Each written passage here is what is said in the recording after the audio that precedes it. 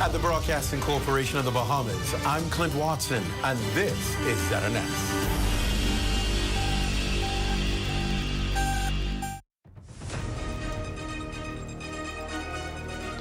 This is the Bahamas Tonight. The Northern Edition has a look at stories making news tonight. GBPA's president looks ahead with confidence for Grand Bahama's future. Also, labor officials discuss a workforce shortage, saying the issue runs deeper than pay. We have the details. And an analysis of the key election battlegrounds across the Northern Bahamas. The Bahamas Tonight Northern Edition starts now.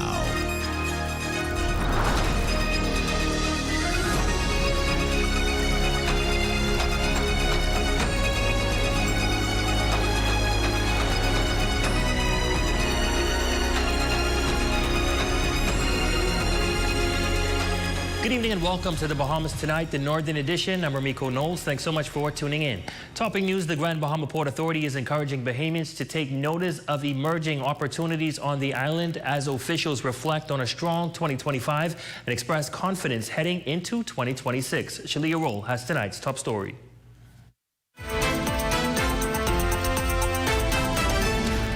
Grand Bahama closed out 2025 on a high note, with the Grand Bahama Port Authority describing the year as a strong one and pointing to clear signs of progress and renewed momentum across the island.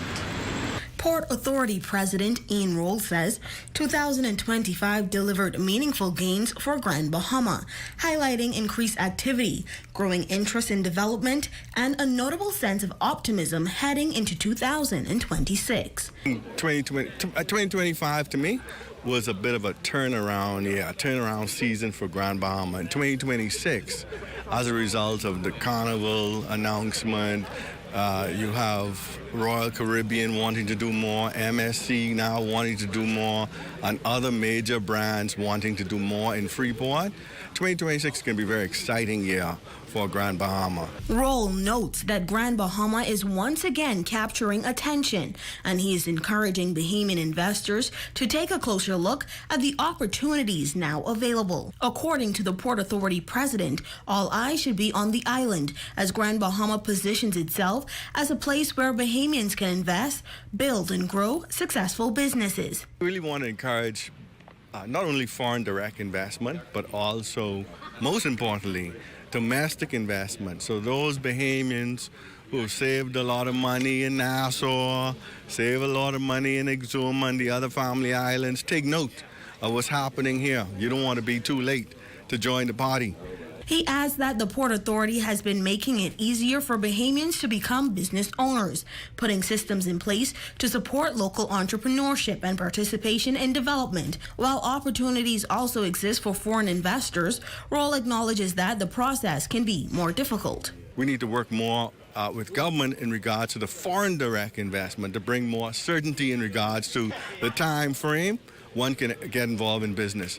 We also need to speak with the banks because a number of the foreign direct investors complain about the timing to open up bank accounts, etc. So there's work to be done. For the Bahamas Tonight, the Northern Edition, I'm Shalia Roll. Thanks, Shalia. Well, experts are warning that the Bahamas is facing a serious shortage of skilled workers, a problem that could slow economic growth, especially in Grand Bahama, as major industrial projects expand. And even with the national minimum wage increasing in 2023, business leaders argue that the issue goes deeper than pay. Raven Davis has that report. Financial expert Roger Roll says the skilled labor shortage has reached levels he's never seen before. At this time, we are probably in my career, I have not seen it worse in terms of the number of people that are available to provide skilled labor. Roll says the shortage is being felt across key sectors where professionals are now stretched beyond capacity.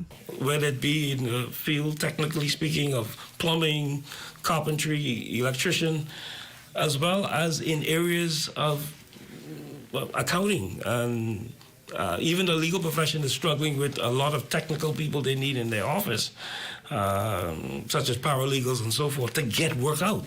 So the struggle is real in terms of workload for many professionals. And while discussions around minimum wage continue, the Davis administration increased the national minimum wage in 2023 from $210 to $260 per week. Labor Minister Pia Glover-Roll says it's an entry-level salary and points to training programs to help Bahamians earn more. Still, Roll warns higher pay alone won't fix the labor shortage. The motivation about people in general is where, at the end of the day, I want more money, is what we say. But we're not saying with that is that I want to master my field to the point where I can demand more. So as I was saying to the relative, get more skills, master it, and then you will demand more in terms of your earnings.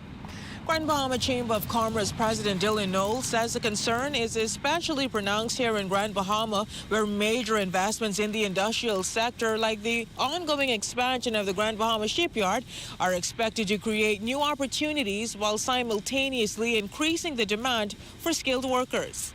The type of skill sets that we need in the industrial park are not skill sets that we have been focused on preparing people with here on Grand Bahama or in the Bahamas as a whole. And that is going to lead to, that is already leading to a challenge with filling vacancies that will become available. According to Knowles, the resources to address the problem already exist, but more Bahamians must be willing to take advantage of them, or the country could miss out on key economic opportunities. For the Bahamas Tonight, the Northern Edition, I'm Raven Davis. Thanks, Raven. Well, as tourism continues to drive the local economy, BTC is introducing a new tourist SIM card aimed at making it easier for visitors to stay connected while in the Bahamas. We're so excited to introduce our tourist SIM card. With the tourist SIM cards, we actually have two of them. We have the one that is for 1 day. And with the 1 day, you can get 15 gigabytes of data on net, BTC, USA, as well as Canada calls. Persons can purchase our SIM cards at our retail store that's located at downtown, and they can also contact our master distributor at OSA Enterprises that's located in the Les Fountain Plaza. The telecommunication company says the SIM cards are easy for visitors to access and will be available at multiple locations across the island.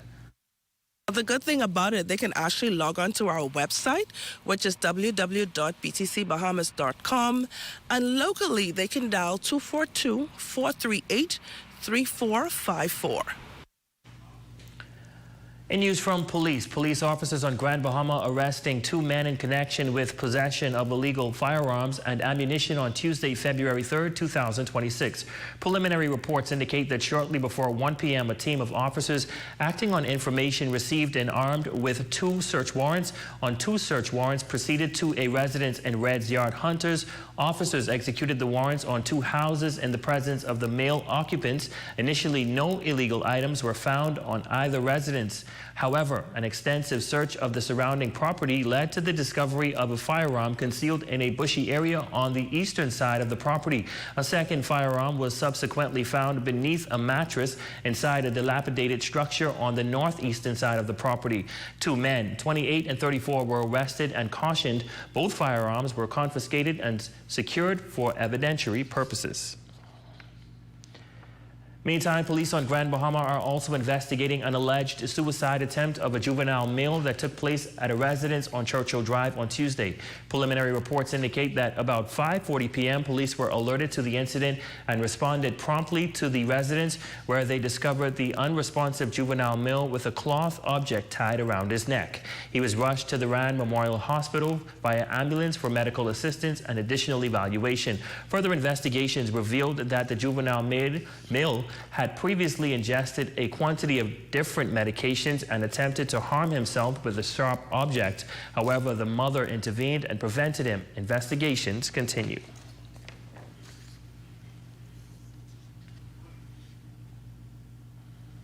And still to come.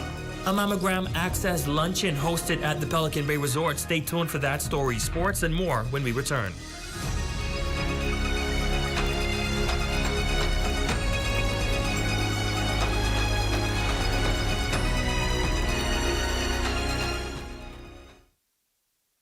There are some things that are undeniably Bahamian. A good count salad, junkanoo, the way we worship, the way we take care of one another, all undeniably Bahamian. And right in the midst of our iconic things, places, and people is Commonwealth Bank. Increasing access, sponsoring dreams, working alongside Bahamians to increase the quality of their lives for more than 60 years. Commonwealth Bank, nothing more than being Bahamian. Commonwealth Bank, leader in personal banking services. Come on down and see what Dolly Madison has in store for you. Renovate and rejuvenate at Dolly Madison. Dolly Madison. Welcome to Connect Bahamas, where love begins at the door. For the entire month of February, you can enjoy 25% off of our doors, flooring, and tiles. Because our love truly goes beyond the door. Whether you're building, renovating, or simply upgrading your space, we're here to guide you every step of the way. On behalf of Connect Bahamas, I can't wait to help you find the perfect fit. At Save More Drugs, we got you. We got what you want. We got what you need. We got what you came for. The quality you expect. The prices you need and deserve. Save more at Save More Drugs. Ready to take your career to the next level? Edinburgh Napier University, Scotland's #1 modern university, is coming to the Bahamas. Join them for a free information session on Monday, February 10th from 6:30 to 8 p.m. at the British Colonial Hotel in Nassau. Learn about internationally recognized MBA, MSc, BSc, and business programs that are 100% online, flexible, and relevant to today's workforce. Space is limited, so register now at seidegrees.com. Your #1 team in the North. Only the sun covers the Bahamas better. Welcome back. Cancer remains one of the leading health concerns affecting families nationwide. In recognition of World Cancer Day, the Mammogram Access Program pushed the conversation beyond awareness, hosting a luncheon at the Pelican Bay Hotel with remarks from the Prime Minister's wife as guest speaker. Jolanda Thompson-Everest has more. Against the backdrop of Pelican Bay Hotel, survivors, advocates, and supporters gathered for a World Cancer Day luncheon hosted by the Mammogram Access Program. The event, featuring the wife of the Prime Minister as guest speaker, focused on keeping cancer awareness and prevention a community priority year-round, according to founder Nikia Watson. We tend to do things out of season so that you're not locked into one particular time. You want to make sure that it's in the forefront of your mind, because breast cancer can occur at any time, not just October. Watson and her team of Lemonistas set the tone with an elegant atmosphere, treating attendees to a lovely meal and empowering words from First Lady Anne-Marie Davis. The room was wrapped with attention as Davis spoke passionately about early prevention, encouraging guests to take testing seriously. Cancer does not wait for convenience. It doesn't. And so that is why programs like the Mammogram Access Program is so vital. They interrupt that cycle of postponement that we all have. And they say now is the right time. Now is the moment to take care of yourself. Between 2018 and 2022, roughly 2,000 people were diagnosed with cancer in the country, including 10 men, according to Mammogram Access Program Chairman Dr. Dalton Farquharson. What we have noticed over the years and over time is the screening mammogram, particularly in the northern Bahamas, has saw a 90 to 95% decrease or decrease in, and so we're here to raise awareness that women and men should take advantage of benefits of early detection. Attendee and survivor Rika Cargill addressing the fear that often keeps women from getting tested while being sensitive to the tendency to delay. And because you are afraid doesn't mean you must not go and get yourself checked. It's because you are afraid that you should go and get yourself tested. Early detection can save your life. During the luncheon, the Mammogram Access Program also launched its A3 Risk Assessment Program aimed at increasing access to mammogram screenings and strengthening advocacy efforts across the country. For the Bahamas Tonight, the Northern Edition, I'm Jolanda Thompson, Everest.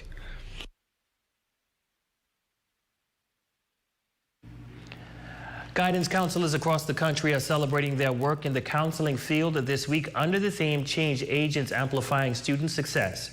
The week is dedicated to highlighting the vital role guidance counselors play in the lives of students, the community, and family. This according to Chairperson for the Grand Bahama Association for Counselors, Imani Saunders.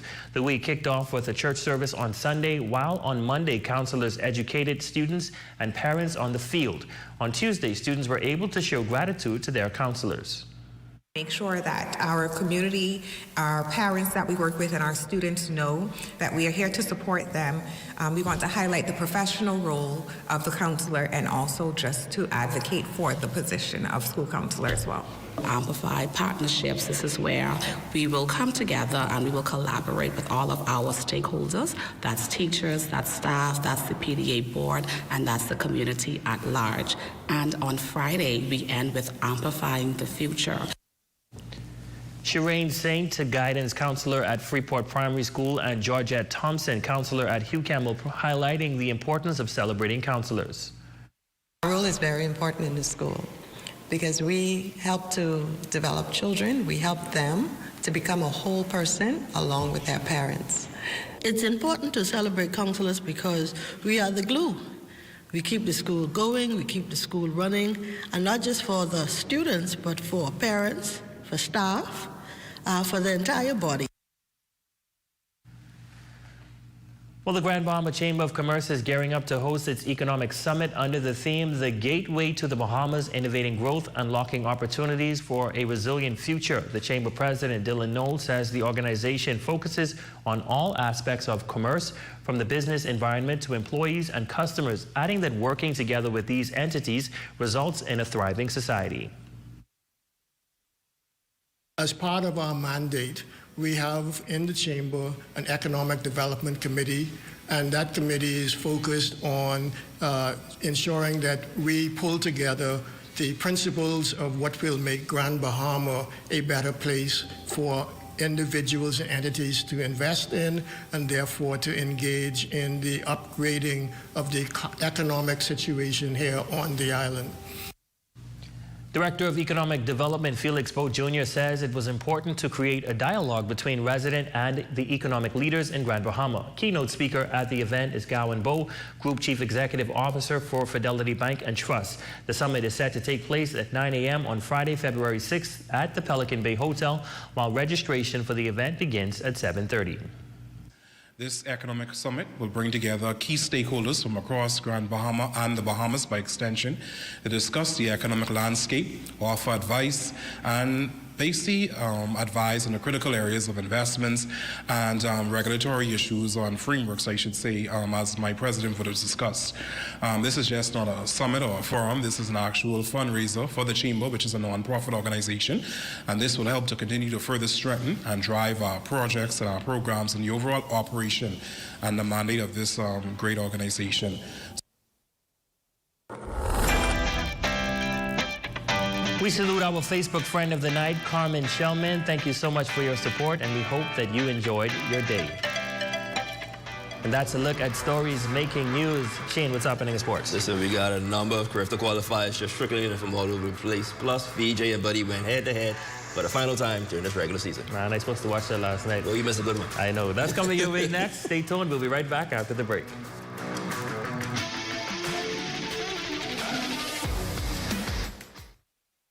The Ministry of Youth, Sports and Culture, Division of Cultural Affairs presents the 2026 Junior Junkanoo Grand Bahama Parade, powered by the City of Freeport Council. Saturday, February 28, 2026 at 6 p.m. West Explorers Way, downtown Freeport is where you need to be to catch the 2026 Junior Junkanoo Grand Bahama Parade. See you there.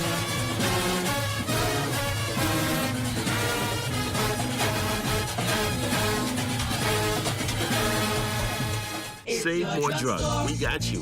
From cosmetics to prosthetics what you need for your family, the brands you're looking for, the quality you expect, the prices you need and deserve. Feel the love.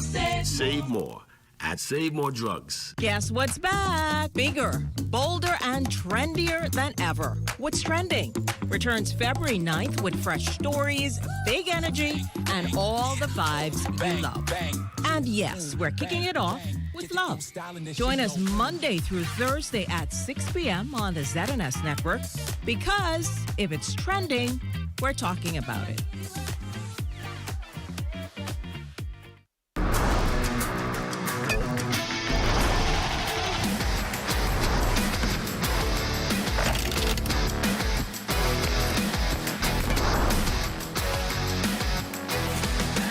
Welcome to the ZNS Total Sportscape, everyone. I'm Shane Stubbs. Alpha Aquatics boasting 3 early qualifiers in the 13-14 girls division for the Carifta Swim Championships, which is set to take place in Martinique this Easter holiday. Now, we caught up with Coach Jasmine Gibson and qualifier Isabella Cucurulo, who look forward to solidifying a spot on the team once again at Carifta Trials.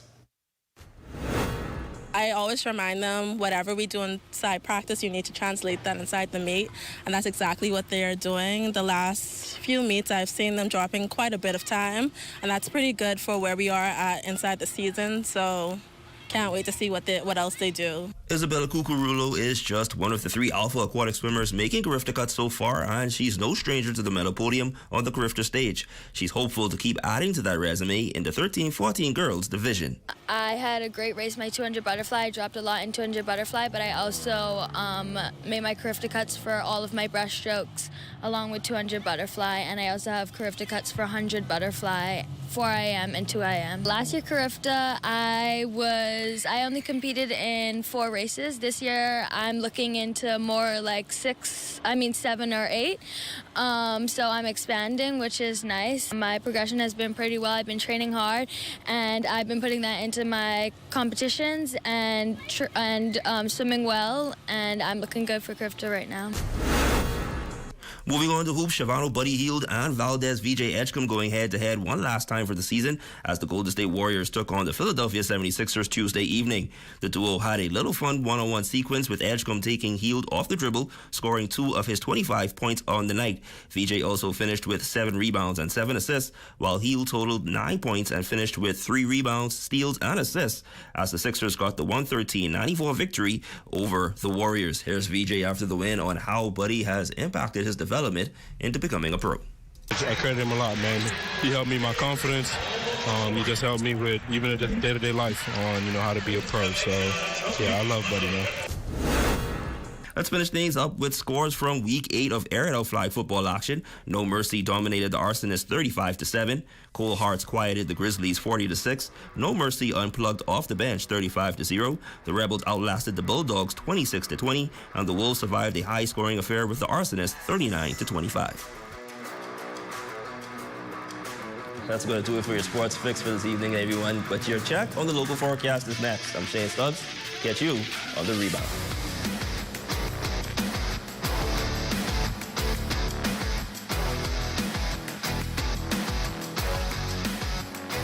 Tonight's weather forecast is brought to you by Royal Star Assurance. 'Cause it's so beautiful.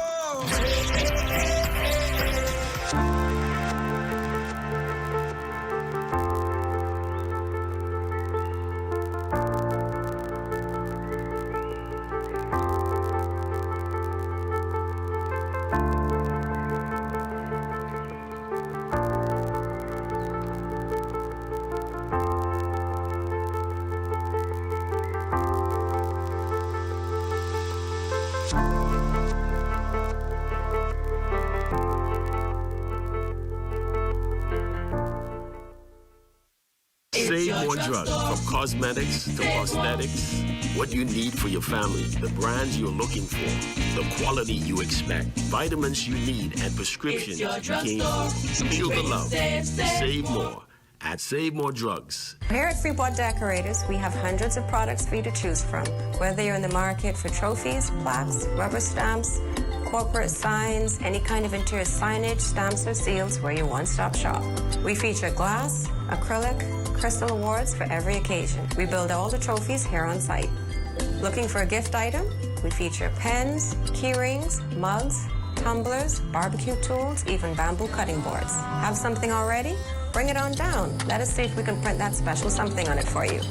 Need a headstone? Memorialize the memory of your loved one with a beautifully lasered granite marker. Our store hours are Monday to Friday, 9 to 5. We focus on customization, so if you have an idea or a new concept, bring it on down or call us at 352-5557 or even WhatsApp your idea to us at 646-0777 and we will do our best to make your awards and recognition ideas a reality.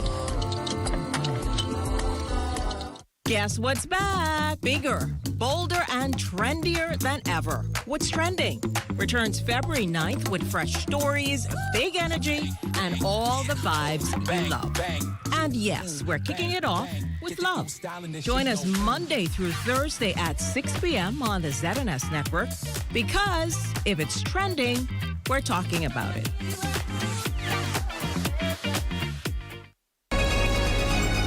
Your number one team in the North. Only the sun covers the Bahamas better.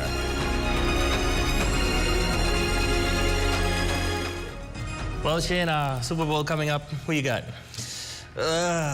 I think I'm going to go with the Seahawks. I'm not that big of a Patriots fan, especially since the talk rule happened. Just not my I'm going to go with you on the Patriots because there's some people I do not want to see. No, not Patriots, Seahawks. There's some people. There's some lines. No, your Dolphins fans are gum if you go for the enemy. Listen, there's some lines I do not want to see if the Patriots pull this one off. But it's going to be an interesting one. I think it's going to be a good one. I think it's a good redemption story for Sam Darnold if he gets it because, he had a bad rap in New York. Yeah. And then for some reason, he was let go by Minnesota, but now he has a chance to really prove that he was worth taking a shot on. I mean, the Patriots of all people getting in the Super Bowl. That's crazy. That's going to do it for us here in the North, ladies and gentlemen. I'm Ramiko Knowles. I'm Shade Stubbs. Our cameraman's a little too excited. We hope his excitement is done by Sunday. Stay tuned. The Bahamas Tonight is coming your way next.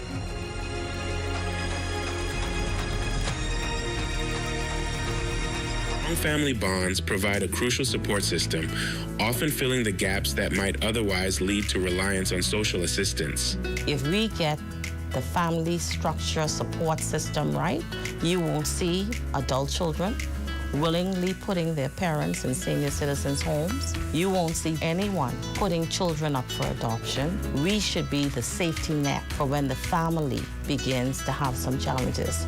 Addressing the root causes of dependency is essential as our goal is to shift the focus from merely providing aid to fostering self-reliance.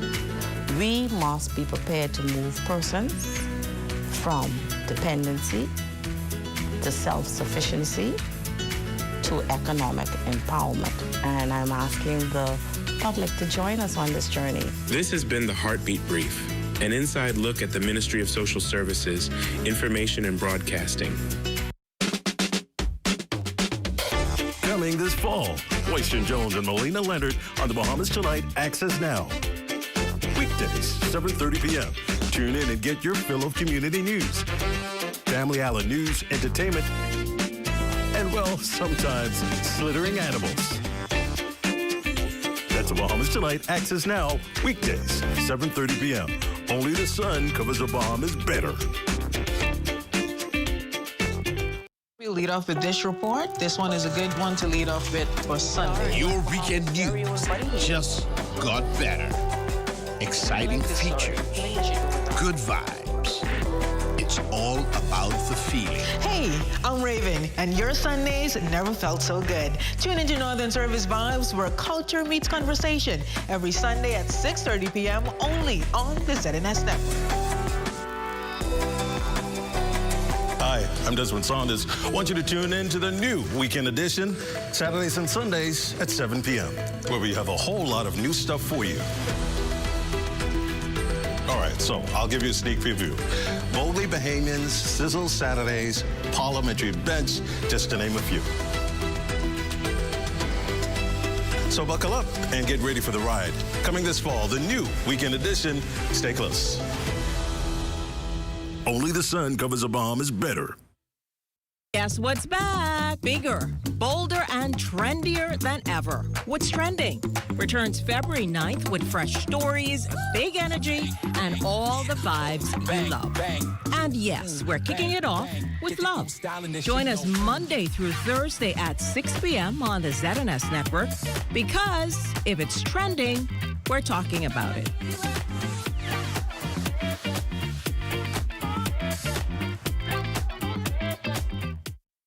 At Rusty Bethel Drive, I'm Paisol Forbes.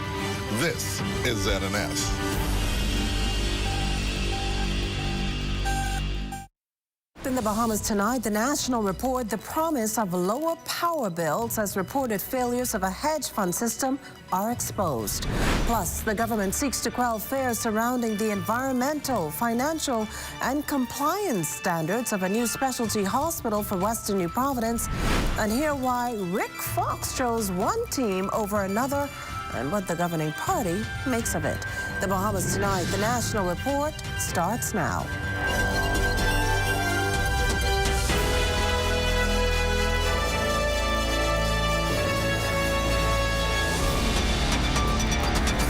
Good evening, everyone, and welcome to the broadcast. The government seeking Parliament's approval for a series of resolutions tied directly to its energy reform plan, a package of measures that could very well shape how Bahamians pay for and access electricity in the years ahead. Starting us off tonight is our Fern Carey. Prime Minister and Minister of Finance, the Honourable Philip Davis, opened debate on a number of resolutions that are expected to play a pivotal role in transforming the country's energy sector. He said the resolutions will advance energy arrangements now in place. These resolutions seek to authorize the government to guarantee various loans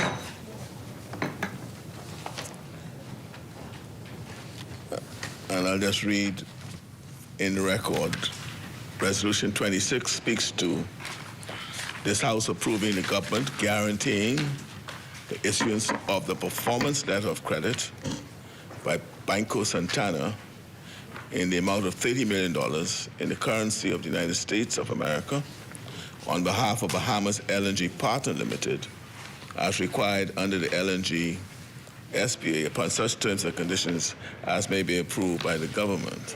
The resolutions come as upgrades and other changes are underway countrywide to modernize the energy infrastructure and as residents grapple with ongoing power disruptions. Prime Minister Davis indicated that LNG is being introduced into the energy mix at BPL while rental generators are being phased out. With full elimination targeted by fiscal year 2028. In 2 years, Madam Speaker, we will say goodbye to the rentals and replace them with permanent solutions, saving tens of millions of dollars each year. Plans are also underway to eliminate BPL's debt. Within 6 years, and close the long-standing current account imbalance between the government and the utility.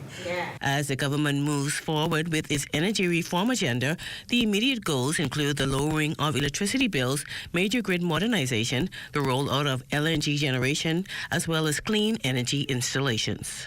For the Bahamas Tonight, I'm Fern Carey. Well, Minister of Energy and Transport, the Honourable Jo Beth Colby Davis, following up the Prime Minister's comments this morning with the tabling of the National Energy Policy. The document, she says, reflects a modern legal foundation that will make transformation of the country's energy sector possible. Families and businesses whose lives will be transformed by this policy. The National Energy Policy 2025 is our commitment to them. A commitment that their electric bills will become affordable, that outages will become rare, that clean energy will power their homes and businesses, that good energy jobs will be available for their children. Meanwhile, opposition leader Michael Pintard's making it clear that these resolutions do not have his party's support. He called on the government to produce the full details of the LNG purchase and sale agreement.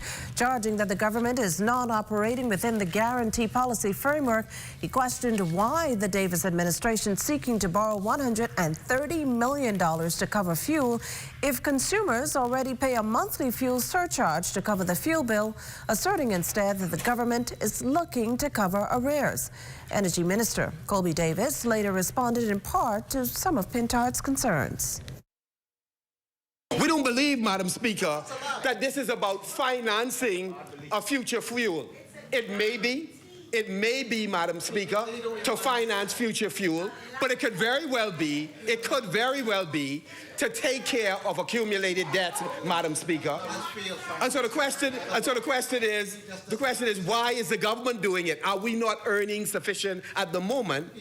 Are we not earning sufficient at the moment from BPL to cover these costs, Madam Speaker? The member spoke about the financial hedge, right? You have to hedge with something.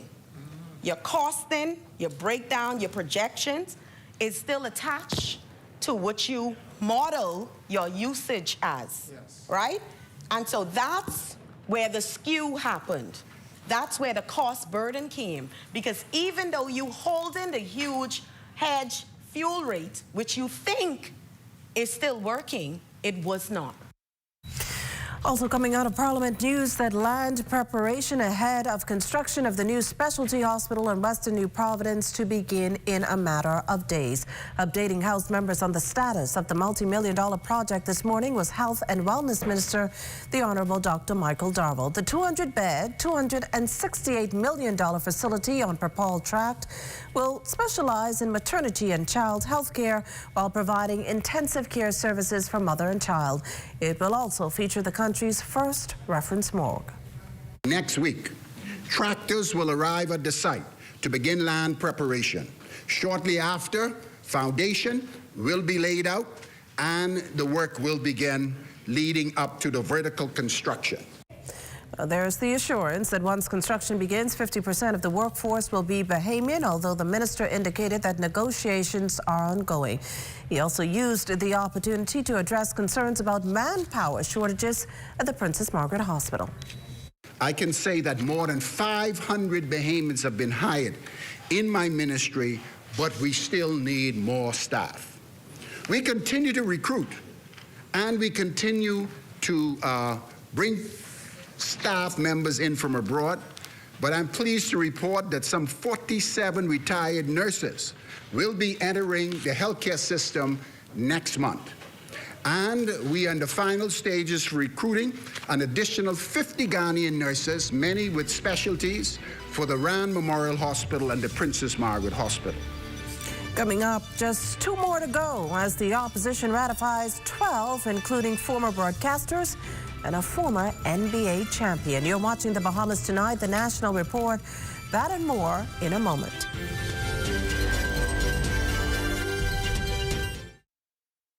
There are some things that are undeniably Bahamian. A good conch salad, junkanoo, the way we worship, the way we take care of one another, all undeniably Bahamian. And right in the midst of our iconic things, places, and people is Commonwealth Bank. Increasing access, sponsoring dreams, working alongside Bahamians to increase the quality of their lives for more than 60 years. Commonwealth Bank, nothing more than being Bahamian. Commonwealth Bank, leader in personal banking services. Forget them flower, forget them check. You know it's Tommy, get the respect. AP is hot, we sitting close. Grease on your lip, that's how I know. You is my person, that ain't no secret. Sharing, I might keep it. Love buckets. 8 tasty pieces of chicken, thighs, and legs for just $20. Add a large side for $5. This February, love deserves a bucket. KFC, it's finger licking good. This is the inaugural edition of The Movement, your energy and transport briefing, bringing you updates directly from the Ministry of Energy and Transport. Welcome to The Movement, live from the National Energy Summit. We begin with Energy in Motion, an inside look at the National Energy Summit 2025, where leaders, students, and stakeholders all gathered to accelerate the Bahamas' energy transition. Guided by the theme, Shaping a Sustainable Energy Future Through People, Power, and Partnerships, this summit stands as the signature annual event for the Ministry of Energy and Transport. As the Minister of Energy and Transport, my vision of a sustainable energy future is driven by 3 conditions: reliability and security, affordability, and low carbon. Across 2 impactful days, innovation, discussion, and collaboration filled every room. Let's use the summit to deepen our understanding of where we stand. These are the first steps in a process that will benefit Bahamians for generations.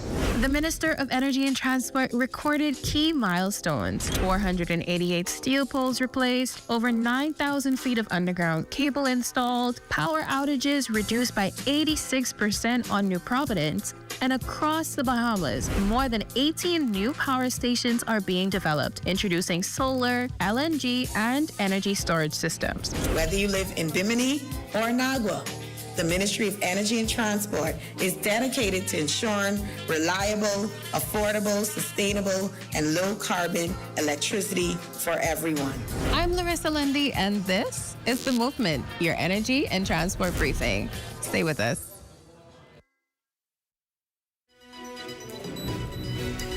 You're looking at a shot there of the Utopia of the Seas cruise ship leaving Nassau Harbor. And that shot is courtesy of our drone pilot, Kyson Miller. Welcome back. The Free National Movement down to its last 2 after ratifying 12 additional candidates for its 2026 political lineup. Lloyd Allen was on the ground at the party's Mackey Street headquarters for the rollout. Locked and loaded. Tuesday night's ratification bringing the Free National Movement count to 39 candidates going into the next general elections, with Michael and Marcos City still open. 12 candidates added to the slate, among them Deputy Leader Shenandoah Cartwright from St. Barnabas to St. James, former Senator Jamal Moss for St. Barnabas, former newscaster Jay Philippe for Bainey Grantstown, Dr. Andre Rollins, Long Island, Dr. Charlene Reed, Pine Ridge, Carlton Bowleg, Bimini and the Berry Islands, and political newcomer and former NBA star Rick Fox for Garden Hills. Cadwell McDonald, Nassau Village, Julian Gibson, who got the nod for Mangrove Key and South Andros, nurse Janice Oliver for North Andros, Mike Holmes for Cat Island, Rum Key and San Salvador, and Darvin Russell for Centerville. Party leader Michael Pintard, while announcing the group, says work went into choosing candidates who understand the plight of everyday Bahamians. We made up our mind that it's important to select Bahamians who look like you, who sound like you, who feel the pains like you, and who have a vision of the future like you.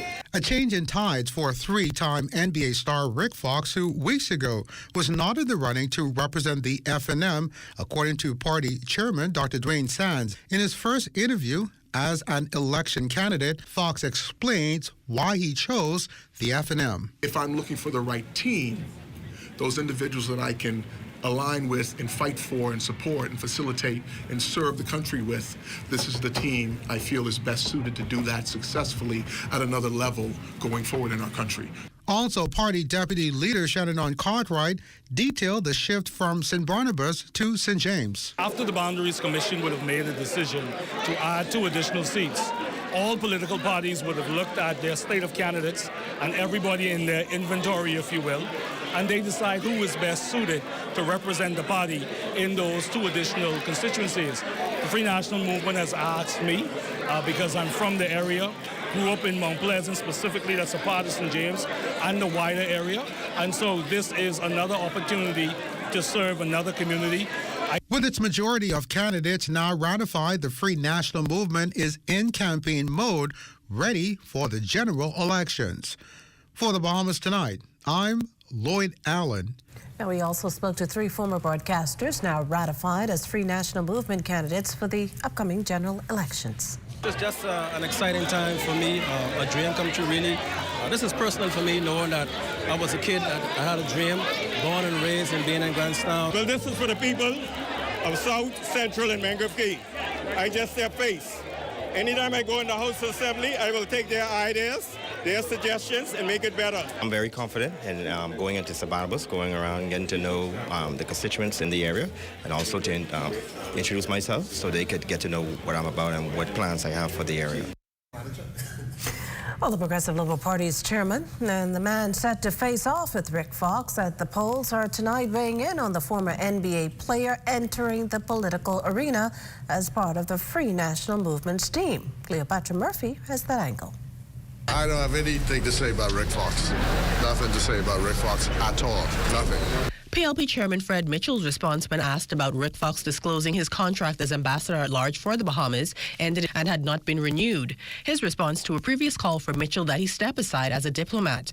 Fox securing the nod as the FNM's candidate in the Garden Hills constituency Tuesday garnered the same response, with Mitchell suggesting he is not impressed with the slate of candidates the FNM put forth. Garden Hills' current Member of Parliament, the Honourable Mario Boleg, though, is confident going head-to-head with Fox. 0 + 0 is 0.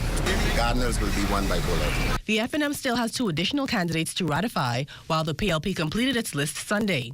Despite the heightened emotions of those vying for a PLP candidacy in the upcoming general elections, Mitchell says the party is back on course and focused on the job at hand. I don't think there were any excessive tensions or anything. As I said, my view about these things is this is normal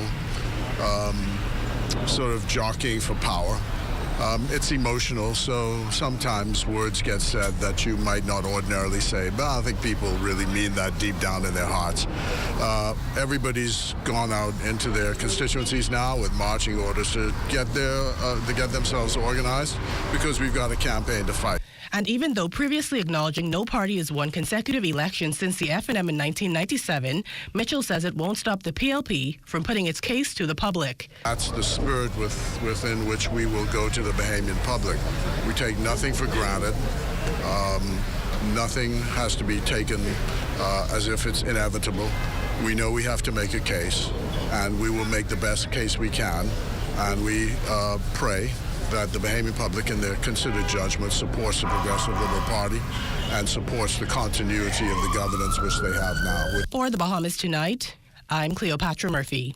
Meantime, Garden Hills constituents are speaking out about what they want to see in their community and from their next Member of Parliament. Our Leah Cooper has more on this. Garden Hills are reacting to the Free National Movement's ratification of former NBA star Rick Fox. Some are saying they're willing to hear them out, while others aren't interested. You know, nobody in this area know Rick Fox. He been leave the Bahamas from how long? I don't even recognize him. I don't even know him. Give him a chance. Give him a chance. Don't care PL, don't care high strength for him, and don't care what foreign. Give him a chance. Who is he? I think it's an excellent idea, because I think you need a new kind of representative for these places.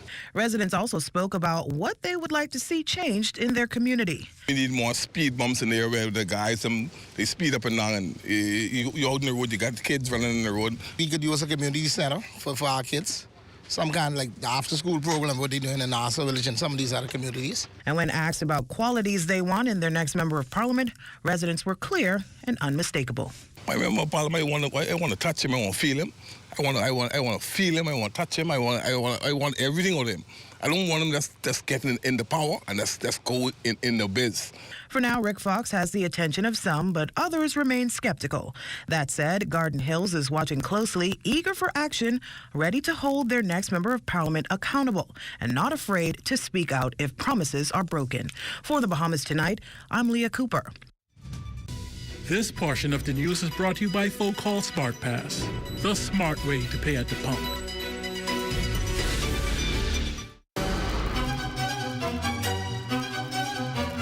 Whether you need life insurance, an endowment plan, or health insurance,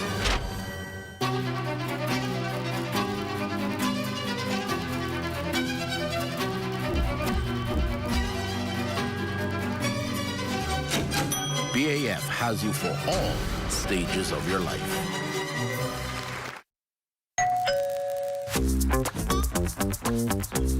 Like, what are you grabbing all these pizzas, boy? Wait, Marcos, wait. We have a special on all the large one-topping pizzas, wait. Pineapple. All. Barbecue. All. Hey, VAT included, boy. I need the $10 special plate. How many of them would you like? 20 in it. Thank you so much, man. $10, that's it. The Marcos got that deal, boy.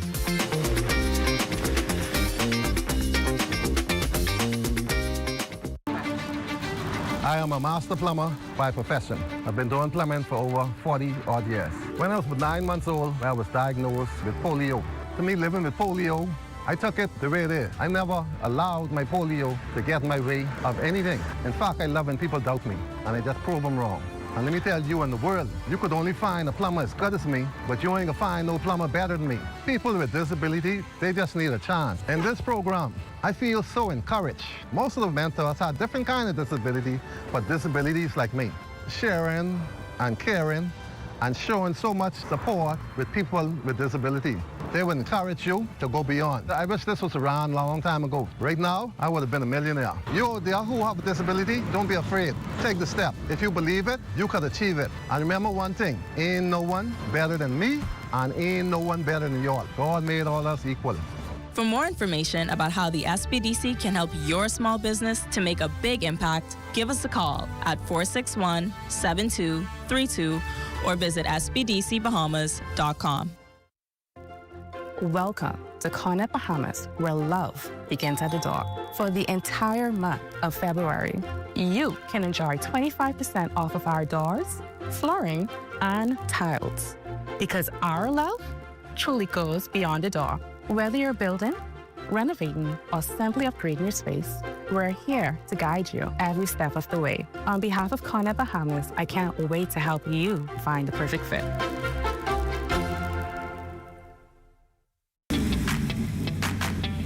Introducing the Focal Smart Pass app that helps you to fuel up faster. Here's how it works. Download the app on the App Store or get it on Google Play and create your profile with payment details. Visit your nearest Shell station, open the app, scan the pump's QR code, select your payment amount, and begin fueling. Say goodbye to cash and cards because the Focal Smart Pass offers secure and convenient payment options right at your fingertips. Download Focal Smart Pass now and fuel up faster today. Price Patrol officers are preparing for the drop in VAT on grocery items slated to take effect in less than 2 months. What will it mean for consumers and what should it look like in stores? For that, we turn to our Danielle Dean.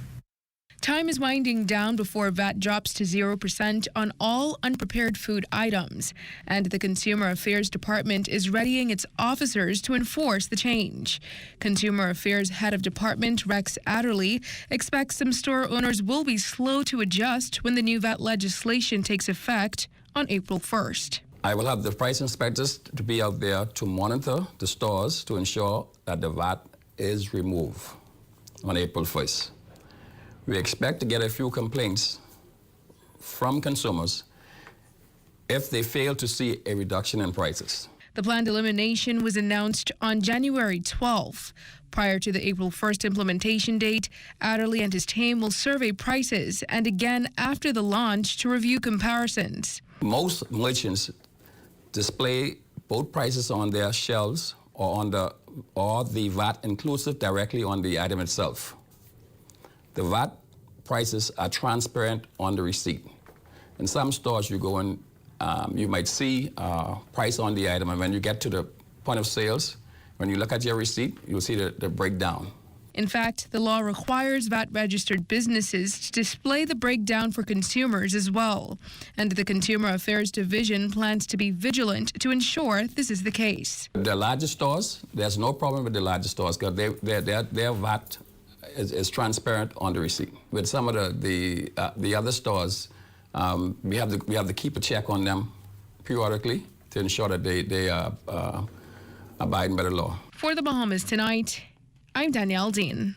Well, for the lighter side of things, we're going to toss it over now to Royston and Marlena for a sneak peek of what's coming up in Access Now. And Royston, yesterday you promised us something sweet and delightful, so we're all going to be heading over there. I'm glad to hear that. I'm not going to let you down. I did promise something sweet, and we have Cardi's Sweet Treats, who has an assortment of all things sweet right in time for the holiday. Well, not holiday. I mean, it should be recognized. It should be a holiday. For the season of love. Valentine's Day. And I think it's one of those perfect things. If you haven't figured out what you're going to get your partner yet, if you don't have that gift or that date planned, everybody likes to eat.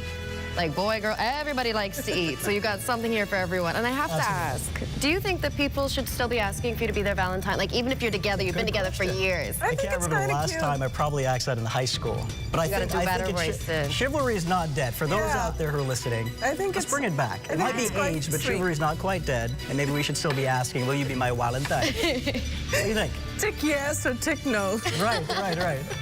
Well, stay with us. The Bahamas Tonight. The National Report continues after this. Introducing Valvoline Restore and Protect, a first-of-its-kind innovation that returns pistons to factory clean, removing up to 100% of deposits, restoring your engine to perform like new. All new Restore and Protect, another first by Valvoline, distributed by Battery and Tire Specialists.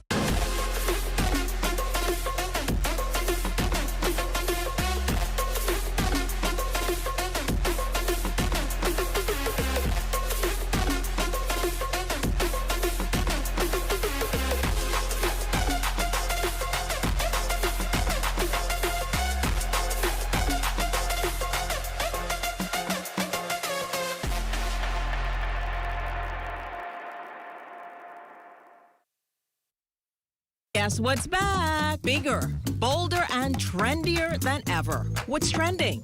Returns February 9th with fresh stories, big energy, and all the vibes you love. And yes, we're kicking it off with love. Join us Monday through Thursday at 6 p.m. on the ZNS network, because if it's trending, we're talking about it.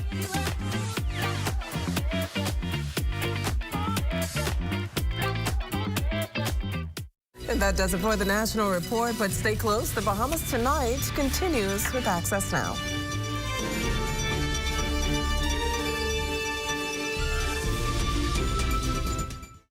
Tourism today.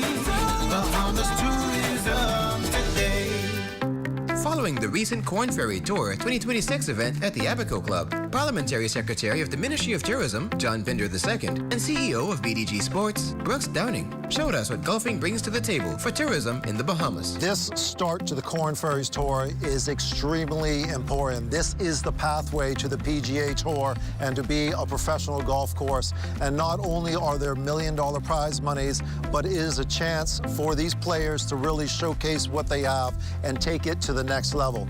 But for Abaco, this is something that is really special. It showcases that we are world-class in sports. We're world-class in golfing, in fishing, in diving, and many other things. It showcases the Bahamas not to be a competitor only within the Caribbean, but across the world. This golf course here is a testament to Bahamians doing what Bahamians do. Everything the best that it can be. And it's better in the Bahamas for a reason. Not only for the golf courses and the fishing and the beaches and the beautiful weather, but also for the people. It's the Bahamian people that make this happen. From a tournament week standpoint, you're talking about 500 persons or more that are here on island. When you talk about 132 golfers, 132 caddies, you add in tour officials, operations folks, BD Global, and then you start adding in friends and families and wives and spouses and girlfriends and everything else that show up. Next thing you know, you've got 500 people here for a week. So the heads in beds and the economic impact that it provides and the direct funding that it provides for Abaco is an incredible number and an incredible impact for this island. For more tourism updates, visit Tourism Today or Bahamas.com. I'm Michael Miller, and this is Tourism Today. Your favorite products from wall to wall, we have it all at Super Value and Quality Supermarkets. First Choice Sugar, 4 pounds, $2.59. Quaker Oats, assorted 18 ounces, $3.99. Ginger Evans Flour, 5 pounds, $3.69. Sweet Blueberries, 6 ounces, $3.49. Whole chicken wings, $1.69 per pound. It's a great year to save when you shop the specials at Super Value and Quality Supermarkets. Feel the difference. Ruby's Ultra Tech in your car. Fill up with Ruby's Ultra Tech. Spend less and go far. Fuel up with Ruby's Ultra Tech. Get the most out every ride. Just watch your car perform with the best fuel inside. Fuel up with confidence in every mile. Get Ruby's Ultra Tech in your tank and drive with a smile. Watch your car perform with the best fuel inside. Fuel the difference with Ruby's Ultratech. Strong family bonds provide a crucial support system, often filling the gaps that might otherwise lead to reliance on social assistance. If we get the family structure support system right, you won't see adult children willingly putting their parents in senior citizens' homes. You won't see anyone putting children up for adoption. We should be the safety net for when the family begins to have some challenges. Addressing the root causes of dependency is essential, as our goal is to shift the focus from merely providing aid to fostering self-reliance. We must be prepared to move persons from dependency to self-sufficiency to economic empowerment. And I'm asking the public to join us on this journey. This has been the Heartbeat Brief, an inside look at the Ministry of Social Services, Information and Broadcasting. The Education Minister pays a visit to Aquinas, all part of celebrations for Catholic Schools Week. Plus, Junior Junkanoo champs celebrated. Those details straight ahead. Also, students at CH Rees putting down their pens and picking up shovels. We'll tell you why. And in sports, the championship matchup set in the private schools basketball season.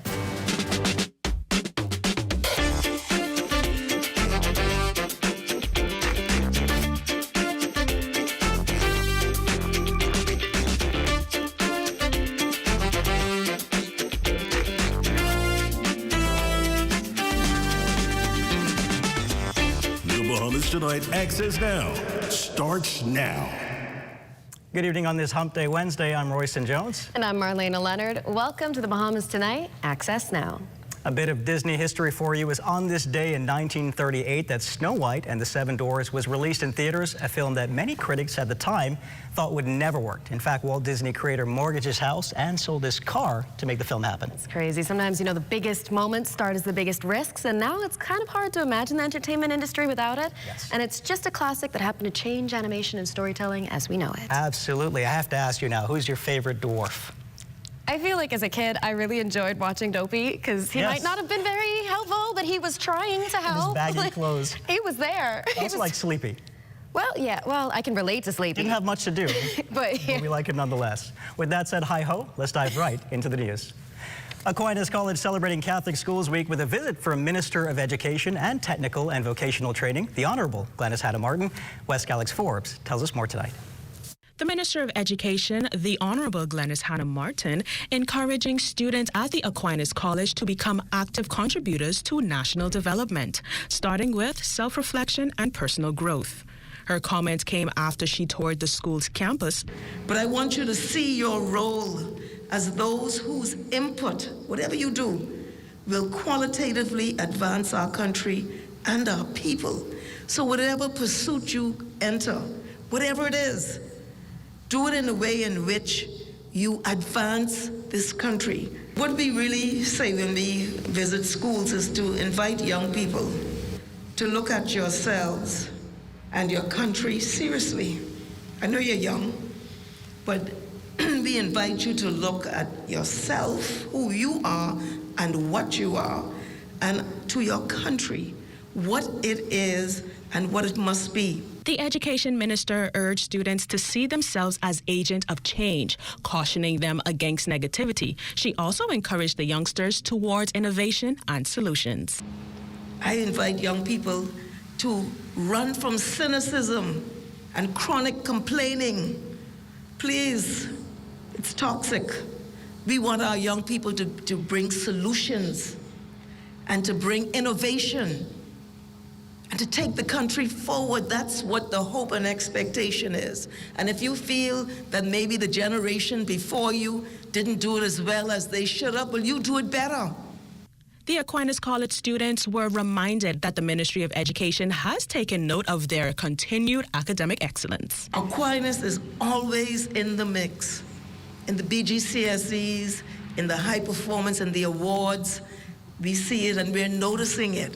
And we want you to encourage you to continue to wear your uniform with pride and to continually display that in excellence in this country.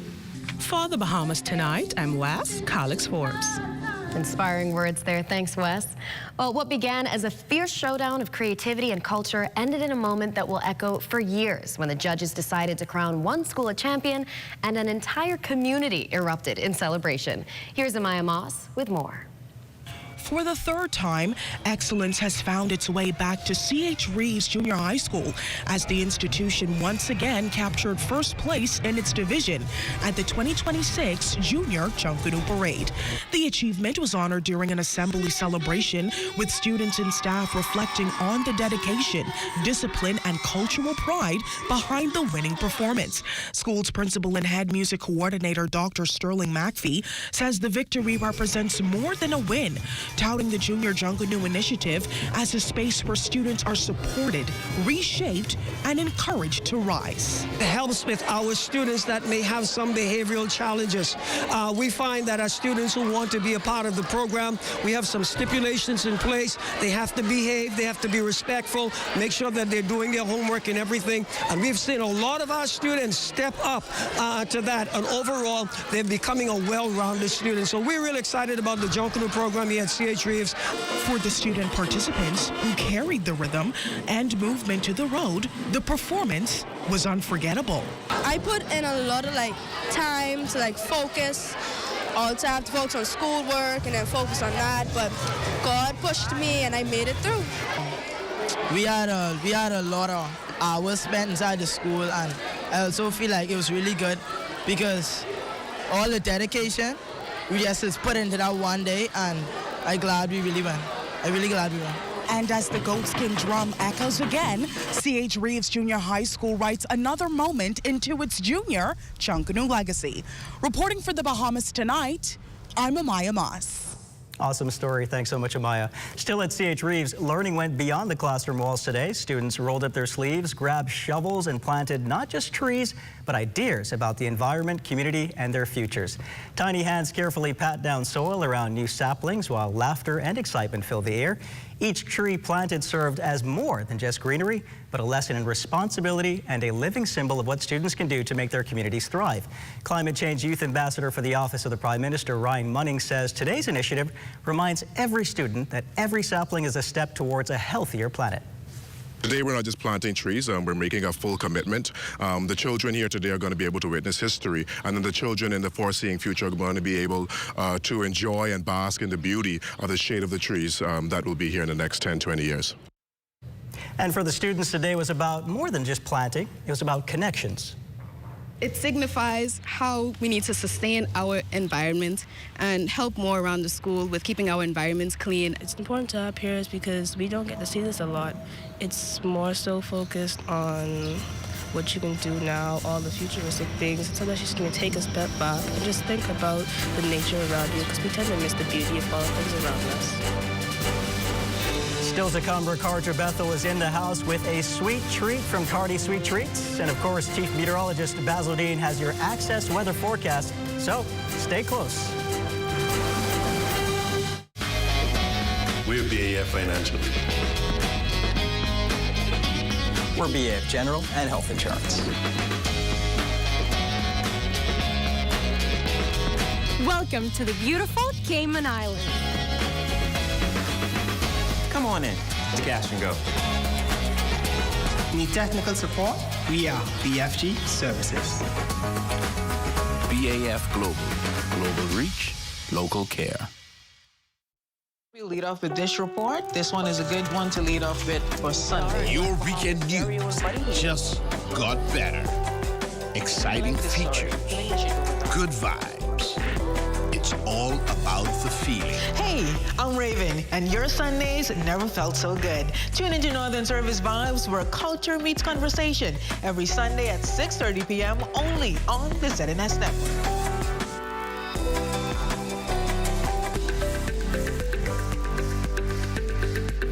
The Ministry of Social Services, Information and Broadcasting is partnering with the Bahamas Christian Council to help build stronger Bahamian families. I believe that our ultimate experience in living begins with God and family. Our purpose is to facilitate, guide, inspire, and equip you to have a better life. And a strong family foundation begins with each of us trying to become better individuals.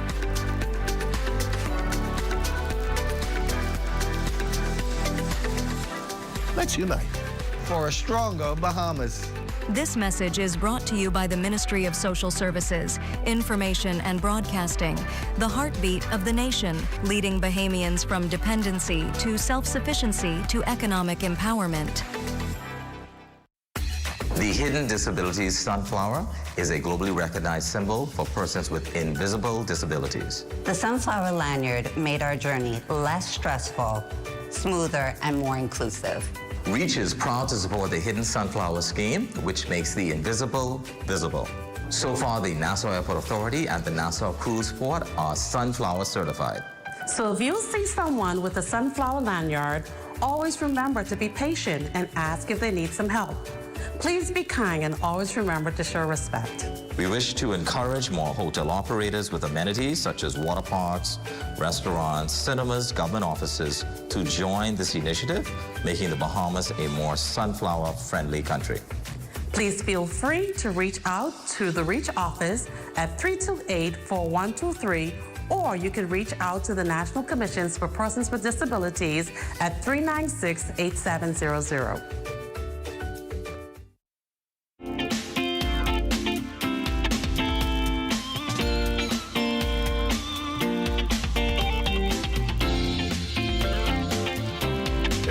Access weather forecast. High pressure remains in control of our weather, but not for long, because by tomorrow evening late, we will see a frontal system makes its way into the northwest Bahamas, pushing through the capital sometime around 8 o'clock tomorrow night. Could bring with it a few showers along the front boundary, but behind it, another cool down is expected over the weekend, with temperatures back in the 40s and 50s during the night time. And your boating forecast tonight in the northwest and central islands, southeast to south winds 10 to 15 knots. The wave heights 2 to 4 feet. High tide will take place at 9:50 tonight. And then for the southeastern islands, east to southeast winds 10 to 15 knots. Wave heights 2 to 4 feet over the ocean. And then Thursday, in the northwestern parts of our country, ahead of the front, the wind southwest to west at 15 to 20 knots, so we will see an increase in those wave heights, 4 to 6 feet, so caution flags go up tomorrow. High tide 10:06 in the morning with a low tide at 4:26 in the afternoon for the central islands. Southwest winds 12 to 18 knots, the wave heights 3 to 6 feet. And in the southeastern islands, the winds will be southeast to south at 10 to 15, and the wave heights 2 to 4 feet. And then come Friday, for all areas, the winds increase 15 to 25 knots out of the northwest. Rough seas at 5 to 8 feet over the ocean. High tide will take place at 10:48 in the morning with a low tide at 5:07 in the afternoon. That's going to do it for your boating forecast. It's time now for your international temperatures, and they're brought to you by Royal Star Assurance. Every crack and crevice you own. You're all over the place, you're trying to roam. You're living a sweet thing at home. I don't care if you live in life with the key. If you live in town, this thing don't discriminate. I want to know when come round. Don't wear a frown when Joe. And that's going to do it for your international temperatures, brought to you by Royal Star Assurance. But join me at 11 o'clock for a full weather update. Royston and Melina. Thanks so much, Basil. More chilly weather out there. But tonight, we welcome Ricardo Bethel of Cardi's Sweet Treats, a Bahamian entrepreneur who has entered the world of sweet treats and other delights, and the perfect pairing right in time for Valentine's Day. Welcome to the Bahamas Tonight. Access now. Hey, thank you for having me. Now, we've got this beautiful display right here, but before we get into eating any of these goodies, can you tell us a little bit about how your business came to be, and maybe a little bit about the idea that sparked it all? Sure. Well, being a single mom, I was looking for a high side hustle, so I put my talents to work. I always liked baking, always loved doing it, and I just Googled some ideas and put it all together. When did you realize, hey, this is kind of starting to take off? Probably within the last year or so. Wonderful. Wow. Love to see it. We have an incredible display before us. Now I'm seeing some of my favorite things already. Anything with Oreo cookie, I get really excited. I don't know if you know that. But before we dig in, I want you to talk us through what we have here, starting with these amazing chocolate covered strawberries. And you see them in pink. And I think I saw them in blue in some of your yes, photos as well, which they are were incredible. In blue. So talk us through what we got, starting with the chocolate covered strawberries. And you said mini charcuterie? This is a massive charcuterie. Well, people eat with their eyes, so the bigger the better, right? Absolutely. So here we have chocolate-covered strawberries in time for Valentine's Day. Lovely. Decorative, all this milk chocolate, okay? Then we have the charcuterie board. Just an assortment. An assortment of cheeses, crackers. You have your grapes, your kiwis, your blueberries, your strawberries. Okay? Yes. And here we have an assortment. Oh, yes. Kristen's favorite part of the table. I'm on the wrong side of the table here. Here's Biscoff. And we have some cookies and cream. And then there's red velvet with some cream cheese. What's the base of the cupcakes? Are they just typical... Oh, red velvet, okay. Red velvet, yeah. Gotcha. Amazing, amazing. Now, I have to point out the white chocolate on these over here, it says, I love you. Yes. Oh, so if you guys are looking for one of those little special Valentine's moments, you can also get these messages in them. Of course. That's amazing. You gonna try one? Now, in terms of being in business, you have a lot of sweet treats here. Is there any challenges entering the business environment? Sure. There's always room to perfect, right? So I'm always challenging myself, always Googling ideas, trying to find ways into how I can perfect or, you know, better what I'm doing. Yes. So. What are some of the top sellers that you have as well? Top sellers, cupcakes. Some of them, they actually combined, you know, the stuff together. But for Valentine's Day, it's the strawberries and the cupcakes mainly. Strawberries, I would say. I'm gonna have to dig in. I was gonna say, you were eyeing, which one are you gonna start with, the strawberries or the Biscoff? Strawberries first. Okay. Let's do that. And while he does that, I mean, just looking at this incredible setup, how long does it take you to prepare these? Well, I guess each individually. I'm sure it's different prep times for each. Yeah, it's different prep times. Of course, you know, baking, it's a prep time, but like 25 to about 35 minutes. Set them in the baker. Then you have to cool down. Yes. Then you have to ice them. But that's not. And then you make them so icing, beautiful. Yeah. The icing part is another couple minutes. So I would say roughly about 2 hours maybe. Okay. You know, on cupcakes. Yeah. How long do people have to order in advance, considering these are some of your Valentine's specialties, right? Oh yeah, that's a good question. Yeah. Well, Valentine's Day is very good. Next week, right? Order now. Order now. So how can people order? Because I'm sure he's having the time of his life. It's incredible.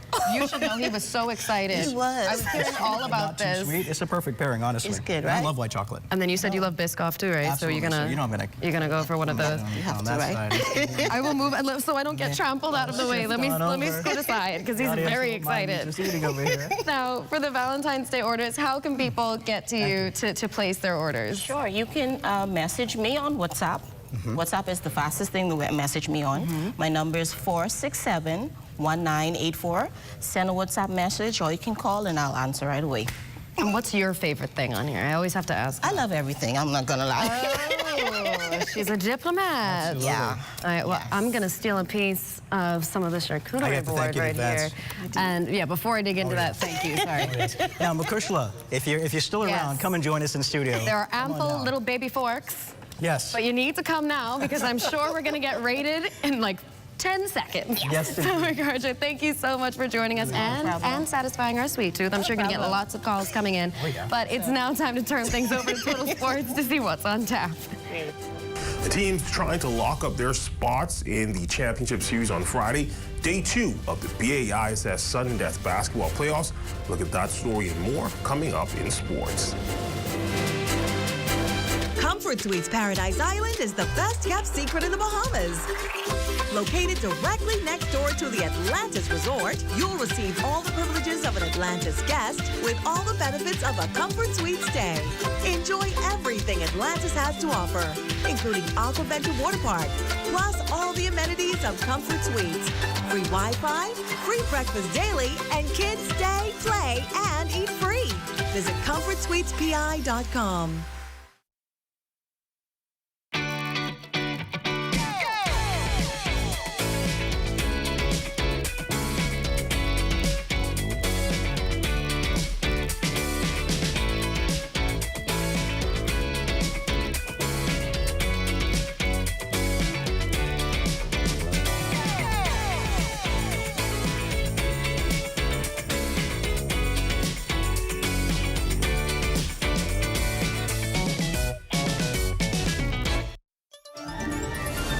In a time when leadership matters, when policies and priorities shape our communities, and when the Bahamas deserves clarity, not confusion, there's one place for real understanding. The Rundown, where Bahamian politics meets real life, where policies are examined and accountability is demanded, from Parliament to the people, from Nassau to the Family Islands. No noise, no spin, just facts, context, and honest conversation. Join me, Howard Grant, for The Rundown. Weekdays right here on ZNS Bahamas, where only the sun covers the Bahamas better.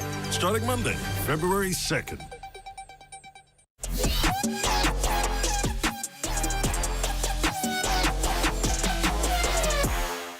Welcome to your midweek sports check, everyone. I'm Amajal Knowles here at the ZNS Total Sports Desk, topping sports. Day 2 of the BAISS Sudden Death basketball playoffs taking place last night at the Kendall G. Lysick Gymnasium. Several rivalries renewed and an upset on the hardwood. Here's a look at the highlights.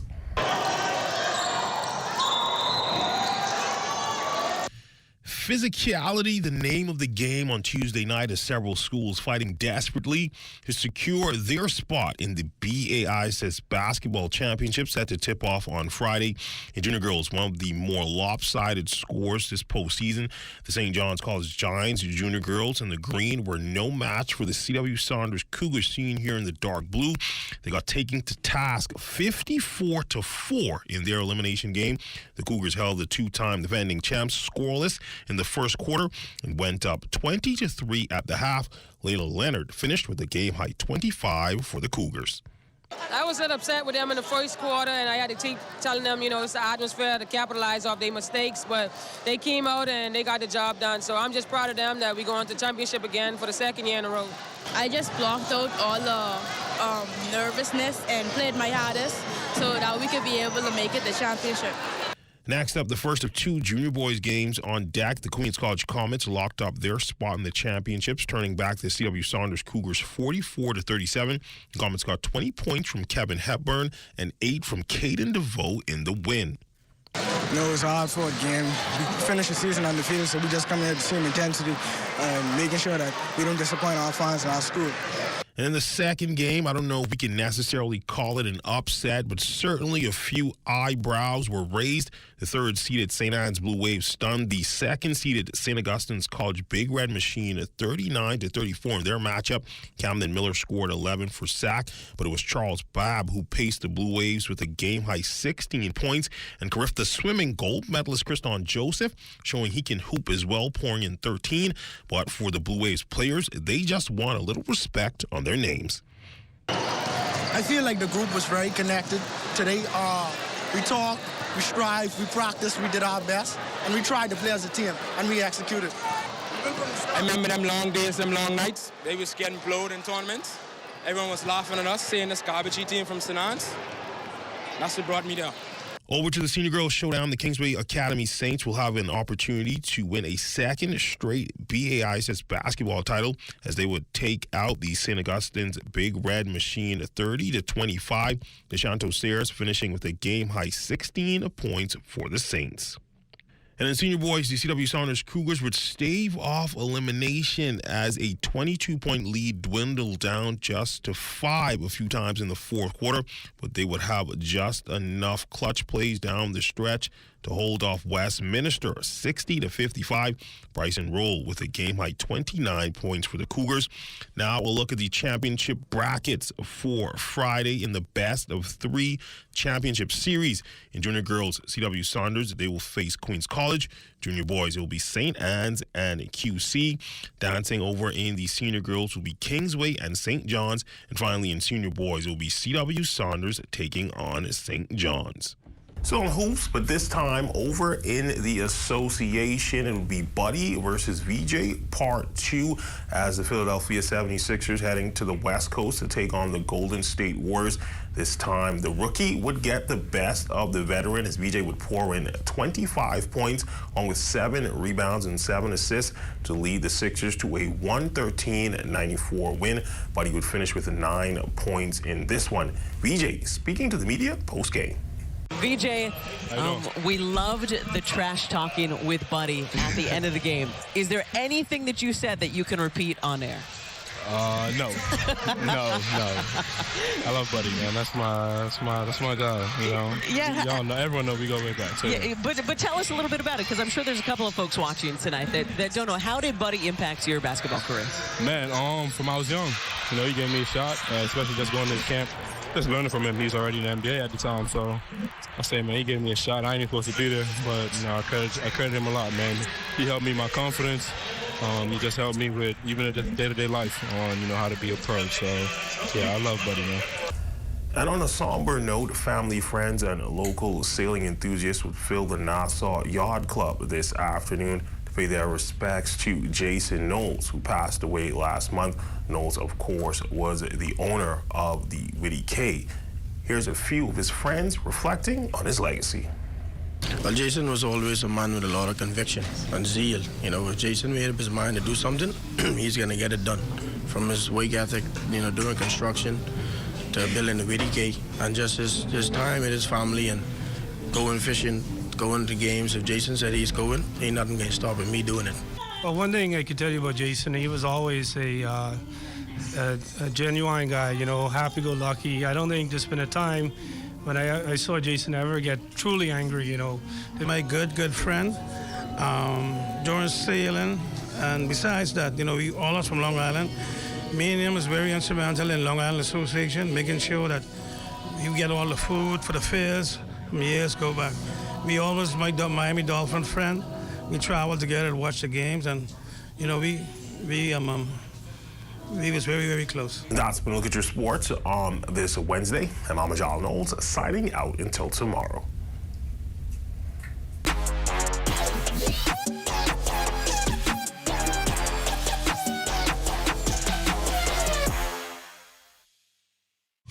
Come and visit us at Shop Smart, 'cause everything is here. Yes, we have it all for you. Toys, clothing, office supplies, appliances, custom cut blinds, bedding, drapes, and rugs. Come and visit us on Mackey Street, 2 blocks down from Wolf Road. Call us at 698-1052. Shop Smart, Shop Smart, that's Shop Smart. Oh, everything is here.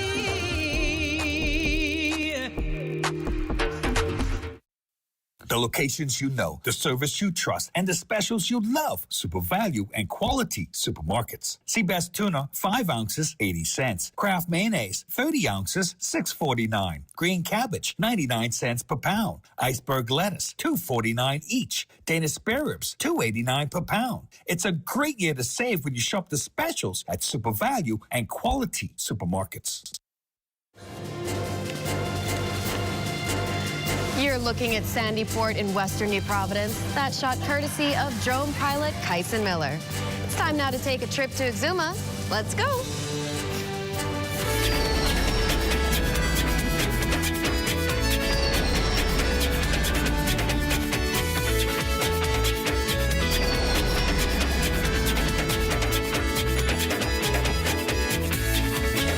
A cycling race that started as a community effort in Exuma celebrated its 10th anniversary recently, setting a record for a single-day fundraising in Exuma and bringing the total race since its debut to more than $700,000. Created by resident and avid cyclist Howard Chang, the Tour de Turquoise ride for Exuma began with just a few cyclists dodging potholes on the island and has grown substantially, attracting international riders and raising funds to improve the community. This year's event raised $200,000 with 65 riders taking part. Congratulations to them on that fundraising and on that exercising. It's now time for Let's Talk Socials with Matea Stewart. All right, let's get. And a group of students approach you asking for a donation for a basketball tournament or a school trip. It's a classic way to fundraise, right? Well, the bad apples have officially entered the chat. People are growing suspicious because some youth are allegedly faking these fundraisers to pocket the cash for themselves. The video that's circulating is short but loud. Check out these 2 young men making a run for it after a potential donor caught on to the ploy and started asking the real questions.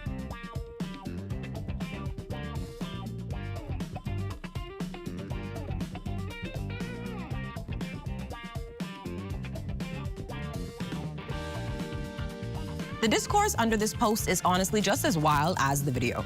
People are split right down the middle. Some users are saying this went too far, and we don't know if they're coming from a place of genuine desperation or a rough home life. On the flip side, people are fed up. The general vibe here is, hard times or not, scamming is not the move. They're suggesting that if they need money, local grocery stores are always hiring for packing or odd jobs. What's the verdict? It's a tough one. Does exposing them help protect the public, or is it just bullying kids who might be misguided? What do you think? Are we being too harsh on the youth, or is it time for some tough love?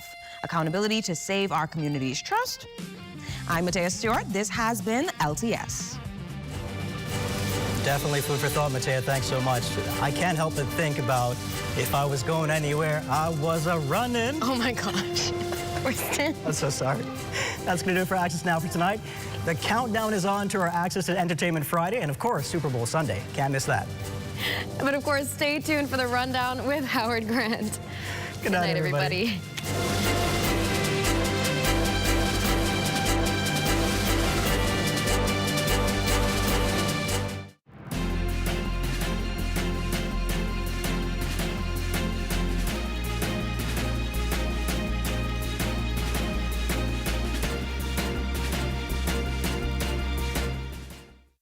Always see man, the one and only, and I want you all to tune into Entertainment Fridays on Access Now every Friday at 7:30 p.m. Who knows? Your favorite Bahamian artist might end up showing their face. But you gotta watch to find out. Guess what's back? Bigger, bolder, and trendier than ever. What's Trending returns February 9th with fresh stories, big energy, and all the vibes you love. And yes, we're kicking it off with love. Join us Monday through Thursday at 6 p.m. on the ZNS network, because if it's trending, we're talking about it.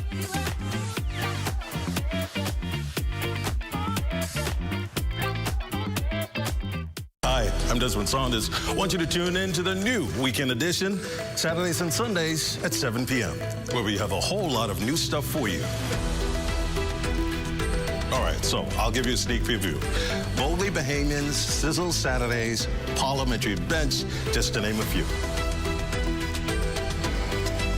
So buckle up and get ready for the ride. Coming this fall, the new Weekend Edition. Stay close. Only the sun covers a bomb is better.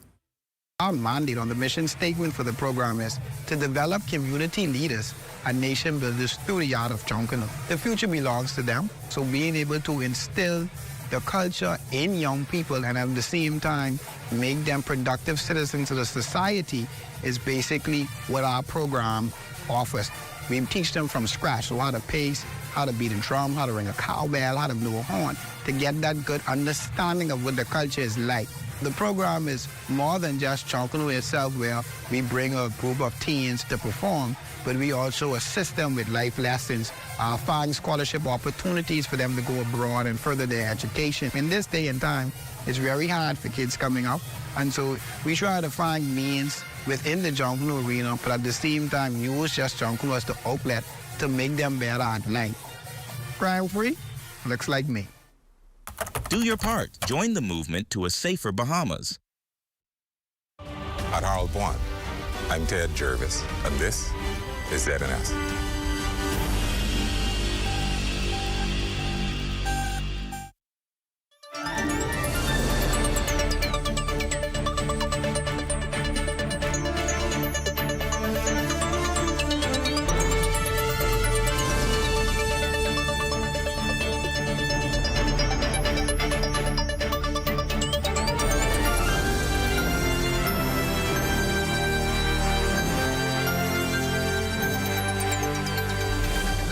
Ladies and gentlemen, and welcome to the Rundown. I am Howard Grant. Good Wednesday evening. It's hump day.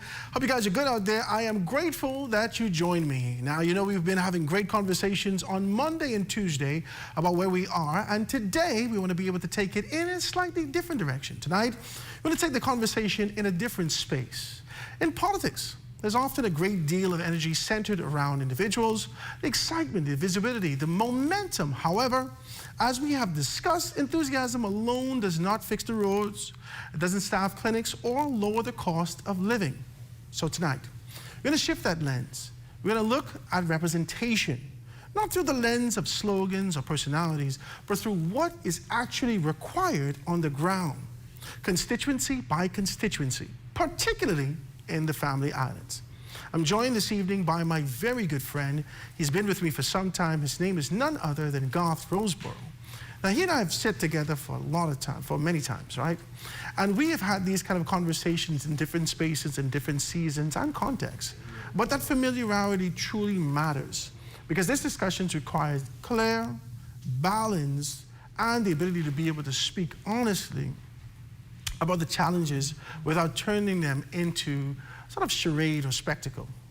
So together, we will walk through our Family of Island constituencies, not to crown a candidate or to evaluate personalities, but to understand the realities that these communities faced or face and the representation those realities demand, okay?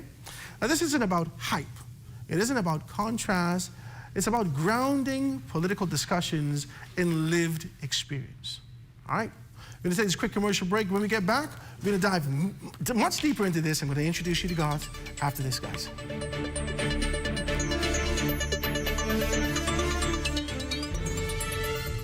The internet isn't just for surfing. There's a sea of shoppers buying online, and you can connect with them on Tingsy. Tingsy is the SBDC's online storefront built for Bahamians. Take your business to the next level by selling to customers online, both at home and around the world. People want Bahamian things, and if you got things to sell, sell on Tingsy. Find out how you can connect with a sea of buyers by visiting tingsybahamas.com. We are here in the time of need. There's no discrimination. The mission is to relieve the suffering. We volunteer, we deliver care. With donors and partners, we're always here to turn compassion into action. Protecting life and health with our training throughout the years. We empower to heal the world. There is hope, assistance with disasters.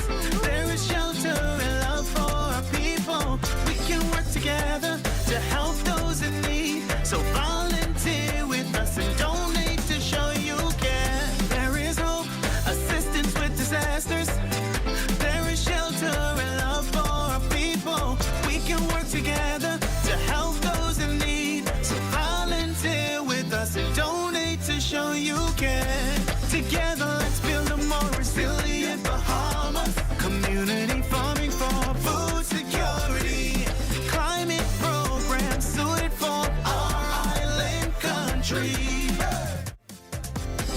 Together, let's build a more resilient Bahamas. This message brought to you by the Bahamas Red Cross Society in conjunction with the Broadcasting Corporation of the Bahamas. Let's swim Bahamas, bring water hazards to an end. Let's swim Bahamas. Water safety rule number 3. Do not duck or hold other swimmers underwater.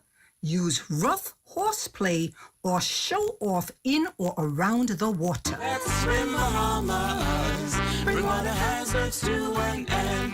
Water hazards to an end.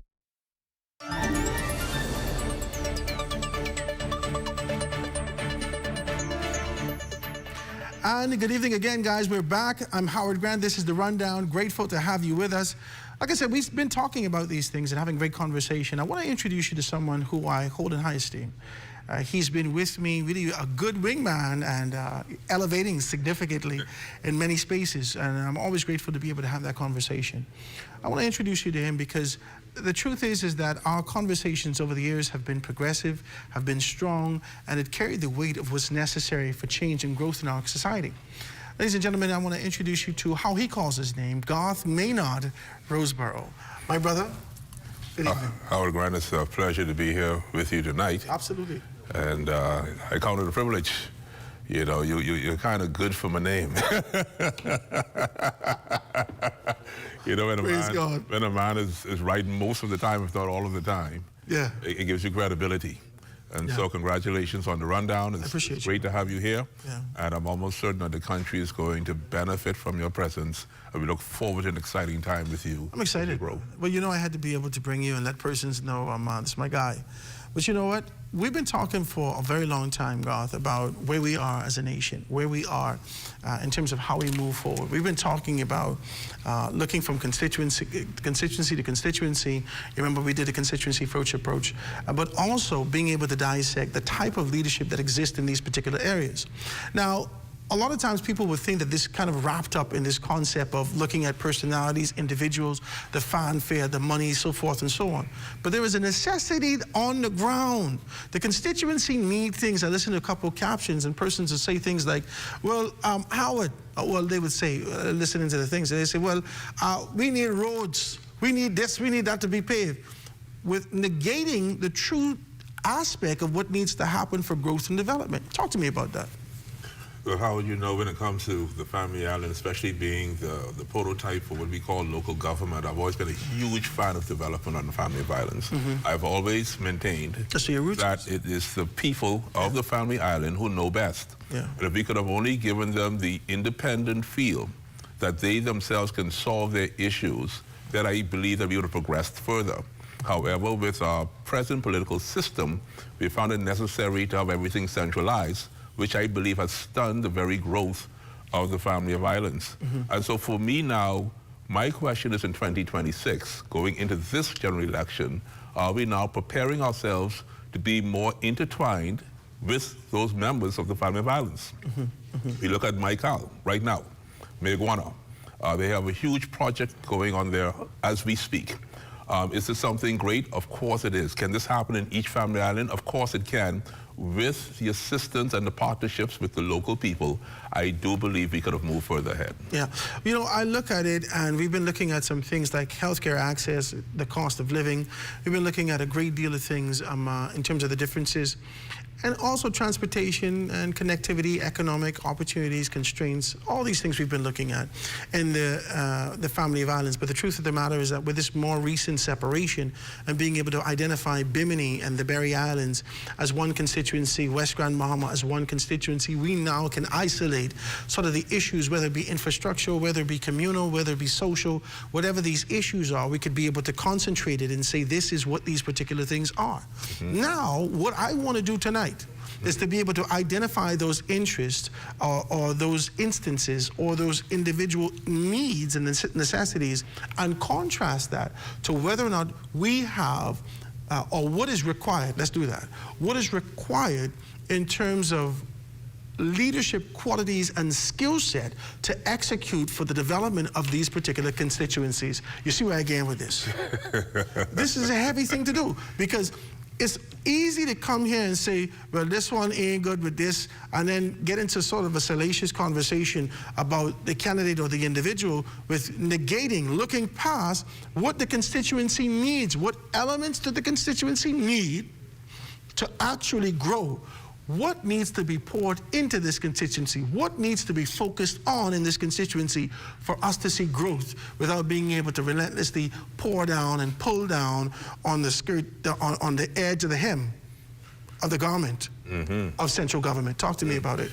I'm smiling, Howard, because have you recognized that when we have the foreign investors that come in and they purchase or lease an island within the Commonwealth of the Bahamas, how quickly the area grows? Like, it just becomes like a magical city overnight. It's like, we know what we want, we're going to speak to the government about it, and we're going to have concessions involved, and we're going to make sure that this thrives to where we can actually encourage people to come even from Nassau and work for us. This is not happening in each of the Family Islands. We're not having people that are going forward saying, you know what, I want to be a politician, a professional politician, not just a standby layman. I just want to get involved. I want to be in the House of Assembly. But I do not see a record that says to me that any of these people have actually immersed themselves into the constituency to prove to us that they even have the ability or the leadership to grow a constituency. We just simply have a whole lot of people who understand that presently the most secure job for the middle class is politics. That's the way it appears. That's crazy. It may not be so, but that's the way it appears. You know what? And if we look at this and we have identified these things, you hit the nail on the head. And I think it's a sore subject and it's a sensitive subject for a lot of persons. Very sensitive. Most recently today, we would have been able to see our local dailies bombarded, inundated with information about the star power that's actually stepping into this political arena in our country. We've looked at it, right? And we realize that even the local dailies have shifted away from being able to identify some of the issues that exist in the constituency and whether or not these personalities, individuals, and despite their caliber, are they capable of being able to knock these out the park? And that's all the question I have.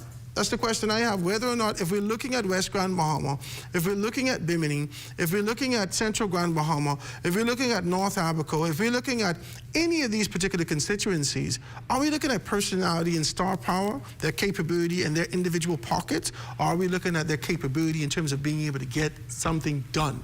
Talk to me.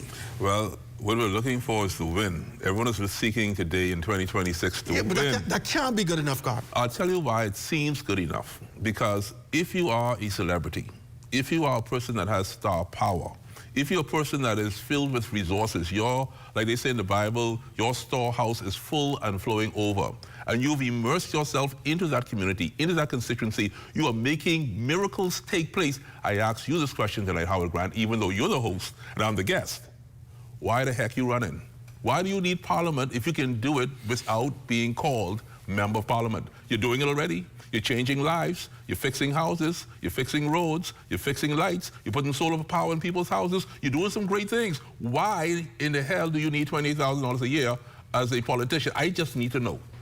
But is it about the money? That's the point I'm making to you, Howard Grant. Is any of this about the money?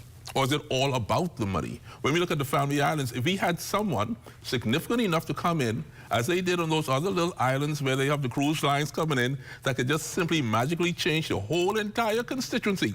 North Eleuthera, South Eleuthera, Cat Island, Rumkey, San Salvador, Long Island, Exuma, Ragged. If we had someone who could just change South Islanders overnight, North Island, what the hell are you going to Parliament for then? You could actually do this without Parliament? Why are you running? This is the big question in 2026. Why in the world do we have all these people running, everybody running? And ain't nobody look at them want to run for Jesus. They run for Parliament. It's heavy what you're saying, my brother. I don't know whether or not anybody's taking these kind of assessments. I don't know whether or not we're looking at this just through the lens of representation, and people have become so lackadaisical and laid back. I listened to a couple of packages before I came this evening, and persons are saying, you know, and then we got to be very clear, not to be able to besmirch or say anything negative, but we know that from a formal standpoint in our country, Rick Fox, the prominent NBA player, has entered into this particular political realm, right? Yes. And he's all the rave. The Free National Movement has, I think, ratified about 14 persons last night, 13, 14 persons, right? And in the midst of the ratification, there are some questions I have. How come this one? Why didn't I thought this? And I got questions. But the only thing that actually overpowered the entire conversation was Rick Fox, right?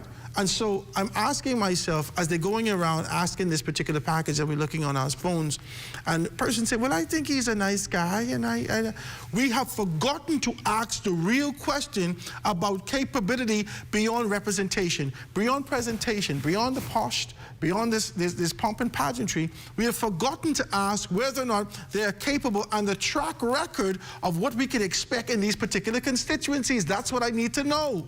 Are we in our political organizations gravitating towards the star power, the capability, or we're looking for genuine persons to be able to make things happen in these constituencies? That's the question I got. You got to ask the question because that's the question I got. The truth about Bahamian politics is it's just simply an emotional event. That's all it really truly is. If you were seriously looking for the truth, we would have had individuals who were on the ground continuously, whether they wanted to run or not. We would have seen a difference in our communities. Our senior citizens would have been taken care of. Those people who were jobless would have been taken care of. I look at a place like Bamboo Town, where I am from. How many young people are on the streets? How many young people are starting their own companies or new jobs? How many of these people are going off to school or to college? If you be that person that wants to affect change, then could you not do it even outside of the House of Assembly, or could you not even prove to me 5%, 10% effort that, you know what, I can change at least 5% or 10% of Bamboo Town? What you're telling me, though, Howard Grant, that when you win your seat in 2026, you are 100% sure you can affect the lives of thousands of people in your constituency. We're looking at 5,000 to 6,000 people. And you feel like Superman overnight because you have now the title MP. This is what we're looking at. So what happened before you were an MP? Whose lives did you affect? Which church did you elevate? Who were you? We don't know. We've accustomed ourselves to colors. And nothing wrong with colors. We all can have favorite colors. We all can have favorite teams. But when your team sends that individual to you, it is your responsibility to ensure that that person is there to get the job done. Let them know. Let me just go back a bit, Howard. I know you're a married man, a good, God-fearing man. When you go to the man for his daughter, what do he tell you? Make sure. Make sure. He asked me for sure. You take care of my daughter. When that MP comes, I told you the story or not. We can talk about this after the show. He gave it to me. He said, take care of it. I said, don't bring it back. But you know, the truth be told, we say, you know what? I need a little thing.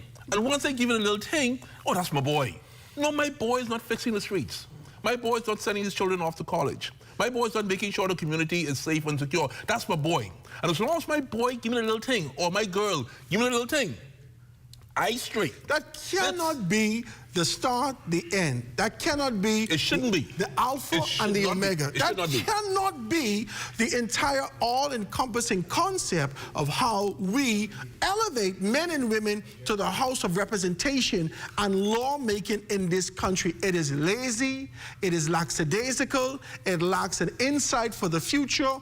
It doesn't build on legacy. It doesn't have a foundation. It is for retardation, not in a bad way, and I know that this ain't something we're supposed to say, but it doesn't have the structure necessary to ensure that tomorrow is taken care of. Of course it's lazy, Howard. I thought when we wasn't always like this. If we look back in the 60s and the early 70s, pre-73, and understand the caliber, the posture of these men and women that serve, do you know the caliber of who Paul Adderley, who else was there? Milo Butler, Lyndon Oscar Pinland. Do you know the caliber of these men? What they had to be more educated, more prepared than their white counterparts. Okay, guess they had to be. They had to do so much more to get over this particular mark because there was already a stigma associated with them. And they was able to rise above that. But since then, we have taken care of, and only one thing we've done, ensure that yes men were gratified. Yes men were taken care of. Oh, boss, you look good, eh? Jesus, boss, you look good, eh? Chief. Oh. And that is the only thing that perpetuates this particular concept. We have to fix that. There needs to be caliber, there needs to be character, there needs to be substance, there needs to be vision, there needs to be purpose associated with this. Okay, let me fix it. I don't know if you recall the video where Sir Lyndon Pinling was dressed as a busboy. And I know the story, I can't remember the video. He had the videos out there, and he was just welcoming all the tourists off the bus and grabbing their bags and taking it inside. I just want to refresh your memory. Where is that type of representative who's willing to leave their lofty position and roll up their sleeves? That's beneath us. And go to, but this is what I'm trying to tell you. I ain't lifting nobody bag if they ain't got something to give me. This is where we're at. Otherwise, explain to me why the family islands look the way they do. When I lived in South Andrews, let me give South Andrews a shout out tonight. South Andrews, I thought to myself, how difficult was it? Rudy Giuliani was there downtown Bay Street for John Canoe. Big time fella from a big city, New York City. And he's saying on the TV, I love these people. I love the Bahamas. How could you not go to Rudy and say, listen, Mr. Giuliani, I have a beautiful place called South Andrews. In New York City, you cannot sleep. People work 2 and 3 jobs. No sleep in New York. I have a place where everybody in New York could come to and sleep. To make that New York too? I'm just saying. You got direct flights coming to South Andrews. You got money coming to South Andrews. You got jobs in South Andrews. You got accommodations in South Andrews. You got hotels in South Andrews. You got people leaving Nassau to go to South Andrews. I'm talking about vision and going to work. The vision cannot exist alone without work. We got to get our people to understand the reality that work is important. We're too laid back. Well, just to go back to what you were saying at the top of, you know, your monologue and being able to talk about the introduction, the fact of the matter is that if we look at these things, if we look at the layout and we look at the contrast, there isn't a desire for work. There isn't a desire for these things. There isn't a desire to be able to get to this thing. There is a desire to be able to give you the assumption that, you know, I'm the boss. Okay. There's a desire, and we talk about this. We live in an age and an era that everyone pursues this kind of a concept that they want to be the HNIC. You know why I'm laughing, Howard? We know who that is. They want to be the HNIC. They want to be chief among Indians. They want to be the cream of the crop that rise to the top. They don't want to be able to understand the biblical principle of being able to not despise your humble beginnings. They want to just get to the top. They want instant gratification. This is the age and dispensation that we live in now. And everyone seems to be able to gravitate towards the same thing. We lack moral character, substance, and now we keep asking questions about maintenance and why we haven't done those particular things. We got to be able to talk about that when we get back, right? When we get back, ladies and gentlemen, we're going to dive deeper into these conversations and talk about where we are for growth and development and talk about these things. And we can look at the family islands. We can bust it down we go from Bimini, and we can bring it all the way down to identify what is needed in those areas. Quick break, guys. Going to be right back after this.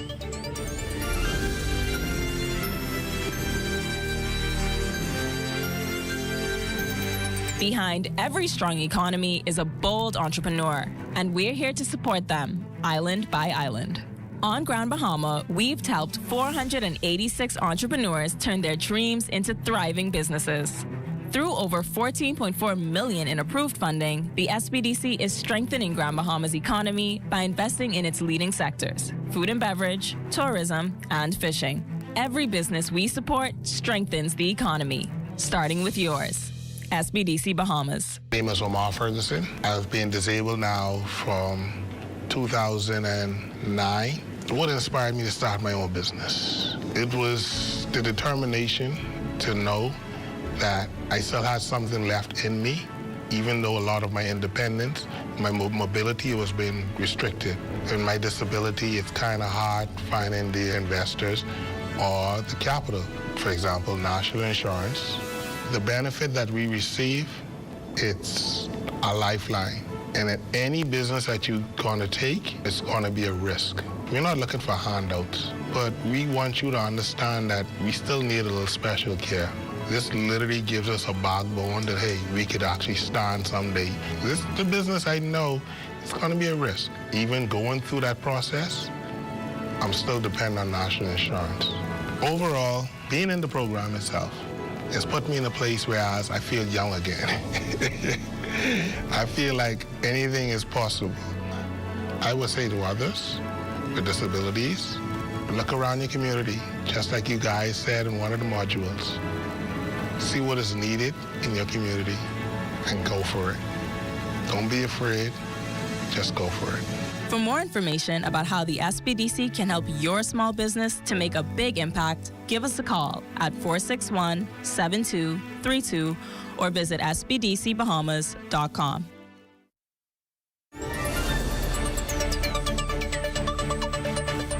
And we're back, ladies and gentlemen. This is The Rundown. I'm Howard Grant. We're having a great conversation. You see, we get a little hype every time God comes around. I am, for some reason, he just touched those buttons. I'm always grateful to be able to do that. And it really activates this kind of sort of a concept that exists in me about the reform that we need in our communities, the conviction that needs to be able to pop up in there. Guys, I want to thank you, man. So talk to me about that. We're talking about these things. Let's look from constituency to constituency. Let's start with Bimini. Bimini and the Berryans most recently would have found themselves individually. We've seen two persons identified for that particular constituency in the persons of Randy Roll. Senator Randy Roll for the Progressive Liberal Party, and Carlton Boleg most recently. Well, we thought he would have gotten North Andros again, but he's gone. He's shifted. He said that he's from there, and so he's gone there to Bimini and the Berry Islands and being able to do that. Now, Bimini has had its challenges in being able to find itself under the former administration and former leadership. We would be able to see come out of the ground the Bimini Bay, right? The Bimini Bay projects and the concept. We saw a lot of pushing back and forth with the environmental issues in those particular areas some time back, and then him being able to try to rectify that and so forth, right? And so I want to know whether or not we've seen these particular things. Let's look at the character of these particular persons and what their resume, not necessarily the character, but their resume. What we would have seen from Randy Roll in his particular capacity as senator is his proactive nature, even when he was in the council, if you remember this. Even when he was a councilor, I think he was out of Atlanta, he was one of the persons who had actually been able to do a great deal far and wide and being able to bring business into these particular spaces.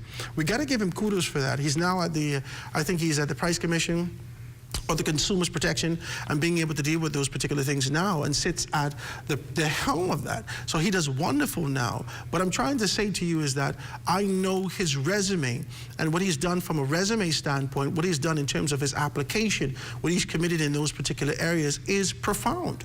In terms of being able to go off, we talked about this, and use your creativity, your skills to be able to come back and bring something in these areas. Now, Councilman Bowleg, he was also a member of Parliament under the former administration. He would have been defeated in that particular space to Lightburn, who's now the member of Parliament for North Andros, and being able to see those particular things. Carlton Bowleg, I don't necessarily know outside of his stead and his space, I don't necessarily know his resume. Outside of his occupation, I know that he was working as a part of the uniform branch. I know that he's done wonderful, and the Free National Movement has given him an opportunity yet again because of worth and value that he's brought. But I'm asking whether or not these can be translated to what is required on the ground in the constituency of Bimini. Talk to me. Well, the most recent complaint that I got out of Bimini was the need for a fire service. I think the fire truck did come from South Bimini and was loaned to North Bimini. So let's just look at something as simple as a fire truck. These people are coming to represent Bimini. Now, for these 5 years, well, 4 years actually, going into 5 into an election, we have an issue in our country when it comes to fires. We have a shortage of fire trucks. We just have a shortage of power when it comes to dealing with this particular issue. With all the talent that these men have, our system itself, do you feel comfortable that I would loan these men the necessary resource to put a fire truck in North Bimini? As simple as that. As simple as that. Now, my position, if I am going to run for Bimini, in my head, my first quest is, where the heck I can find a fire truck? I can have that fire truck for you before the election. Now, I can prove to you that I can represent you. I'm going to prove to you that I can make miracles happen for you. I'm going to prove to you that I have favor with the other people in my party. I'm going to prove to you that I have the ability to get on the ground and let Bahamians know Bimini demands and deserves a fire truck. I'm going to prove to you that I'm a child of God and God is going to answer my prayer. This is the type of politicians we're looking for in 2026. We got a lot of people going in there saying, give me a job. And when we give them the nomination, the first thing we'll do is have South Southern sell chicken. We ain't need them type of politicians no more. We need people who get things done. You ain't no chicken sauce politician, man. We ain't want no fried chicken. We ain't want no rum and no beer. We want results. Politicians, and you ain't gonna like this. I may not like it. You ain't gonna like this. And tell me what it is then. You ain't gonna like it. Politicians don't need to prove nothing to a constituency. No, Politicians don't need to prove anything to any constituency. You're either voting for me or you're voting for him. They don't have to prove nothing to you. So you have to make a decision as to who you're going to choose. Politicians' sole objective in terms of proving anything is to their political organization. That's it. When you prove to the political organization, and especially depending on the constituency that you're in, if it's constituency historically a yellow constituency and you're in, you're straight. Okay. If it's a constituency that historically a red constituency, you're straight. Now, if you go into one of these constituencies that teeters every particular election season, now you got to concern yourself. You know why I'm concerned? I just have this feeling within me. We don't choose politicians, Garth. I keep telling you that. Yeah, but I have this feeling, though. We vote for the politician that is sent to us. We don't choose politicians. But this is my problem. The person that you're going to send to me, I don't even know the person. But I do believe... You know me. I do believe the person that is sent is a person that they know that they can control. Excuse me. No, I want you to hear what I just said. You know me. I want you to hear what I just said. You know me. I know you. I know you can't get no nomination. No, You can't get. The political organization. Mister. You know me. The political organization. Yes. You trust me. The political organization. I can control you. If I send someone to you and I say, do this for me, you have to go past all of your judgments. You have to move past everything that makes sense in your mind to be able to choose something by just being able to look at your political organization without asking a question as to whether or not this man could do what he or she says that they could do. That's what I'm saying. So I keep telling you, people in this country don't vote for individuals. They vote for, okay. But that's why I'm telling you, bring the fire truck. If I was in Bimley, bring the fire. Listen, man, bring the fire truck. So stop talking and just bring the fire truck. That's what they're saying. Roughly bring the 190,000 people were registered in the last register, right? Roughly 190,000 people. Let's look at it, right? Almost 100. Out of 190,000 people, let's say, I don't know, 95,000 people, let's say 100,000 people voted, okay? So 90,000 people didn't vote, hypothetically. So that's 50 to 55% of the vote, just hypothetically. I'm listening to you. Once we identify those things and we come to that particular conclusion, right, about 10% of the people who voted vote for an independent or a third faction. So essentially, only 10% of the people are not voting for the major organizations, which is the PLP or the FNF. That's it. We saw it peak at one particular point with an organization called the DNA, which garnered 13% of the vote, ousted a political organization, essentially. But it did absolutely nothing for them to acquire a seat, a representation in the House of Assembly. That organization, for all it's worth, for all the value that was poured into that, for everything, just like that organization and other fringe organizations over the years, they've gone off into the bliss, into abysmal state. They're non-existent. You know why? Of course I know why. Okay then.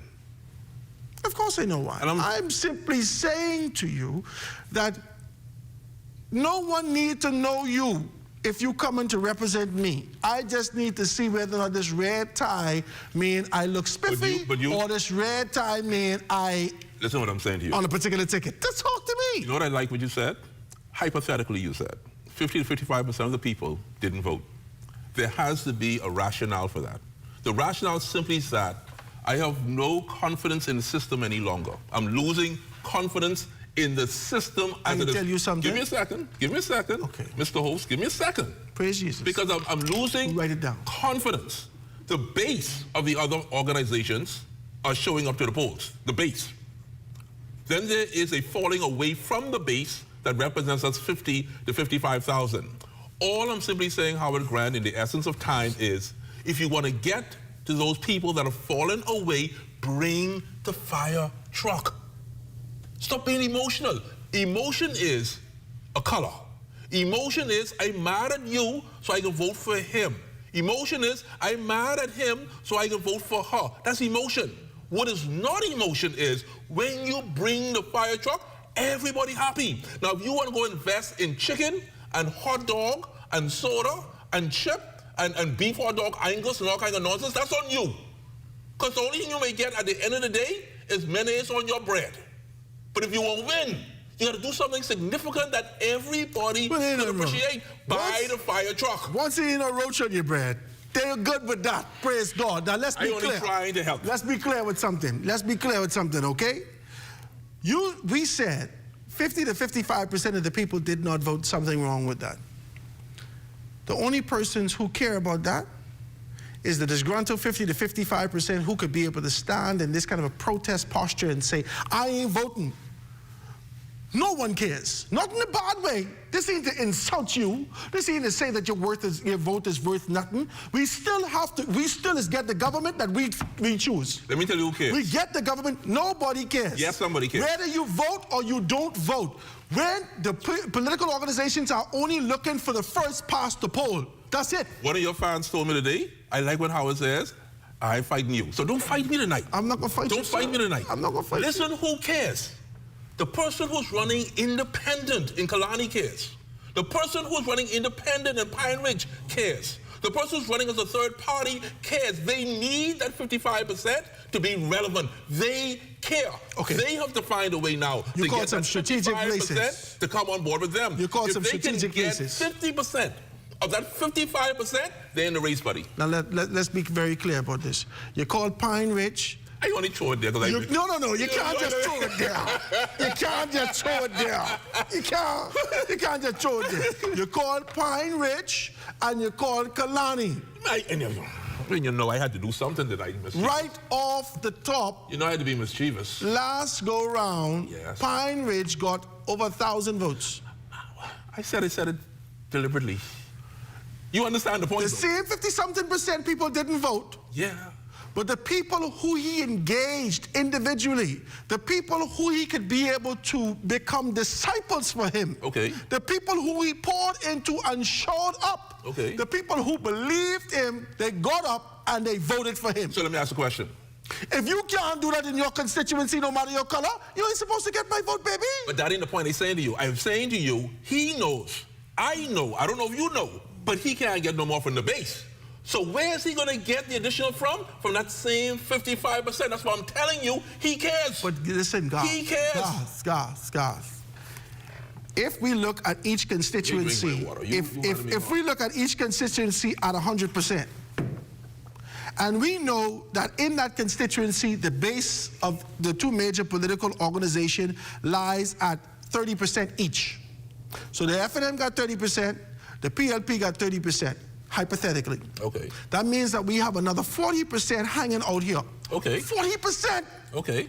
And you don't want that? We got, hold on, I'm trying to show you something. Every constituency, this is the same thing. Okay, sure. We got 40% just hanging out there. Mm-hmm. If you could capture them, you still ain't got your base at 30%. I start off with 30%.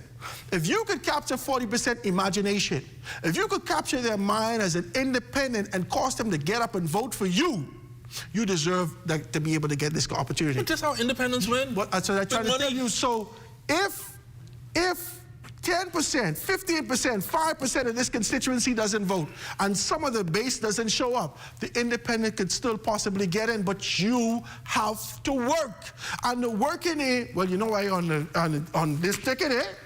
You know I on this ticket, eh? Mm-hmm. Hey, listen, you straight. You know I on this ticket, eh? That cannot be the approach that you take for being able to deal with mature people in this political environment. You have to go there with a vision, a concept, an idea of what needs to be done in the constituencies. Some of these people who have been ratified don't even know where the constituency is. And then watch this. They don't know where the boundary lines of the constituency is. They don't know what the hell is going on. I said they're looking for a job, man. I keep telling you that. But this is not to go look for a job. Go to the Department of Labor and sign up. Labor.org.bs, Bahamas. I can't remember. I can get a website for you. I got to tell you. When you go to the Berry Islands, Howard Grant, you got a trash problem. You know you got a trash problem. So you got to go there and say, you know what? I can clean up the Berry Islands from the trash. You come with a plan that I'm going to clean up the Berry Islands. This is before election. You can't wait till election to say I can clean up now. This is before election. This is leading up to the election. You say running, you say I'm ratified. I gotta get this done. I don't understand the creativity of these people, you know. If I know it's a trash problem in Berry Island, I start 2 years before the election and I start an independent campaign to put volunteers. Oh, we put volunteers, we pick up everything. The volunteers, I preaching to them every day. Well, how would you be a good volunteer? You could be a good MP, you know. Now I get people to work with me. This is how you do this. You can't wait and sit on your couch and twiddle your thumb until you get ratified. You're not working. We need to get to work in this country. You know, my favorite song this year is from Billy Preston. You know the song? Nothing from nothing leaves nothing. You keep singing this song. I got to sing this because I got to let them know if you bring nothing to the constituency, you get nothing in return. You bring something. If you want to work with me. This has to be the mandate of the Bahamian people. We need a working political class. Do not go into this election thinking that by some prayer by God, you're going to win. Let me inform you. All us pray to the same God. All us pray to the same God. Saxon pray to God. Valley pray to God. One family pray to God. Everybody. Huh? But somebody got to lose. Okay.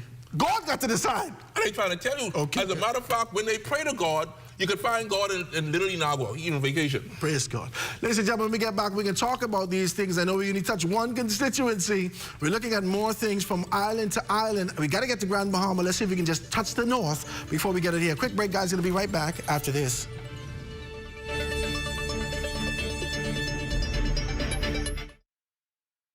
Behind every strong economy is a bold entrepreneur, and we're here to support them, island by island. On Cat Island, we've helped 17 entrepreneurs turn their dreams into thriving businesses. Through over $360,000 in approved funding, the SBDC is strengthening Cat Island's economy by investing in its leading sectors: agriculture, fuel, and fishing. No matter the island, every business we support strengthens the economy. Starting with yours. SBDC Bahamas.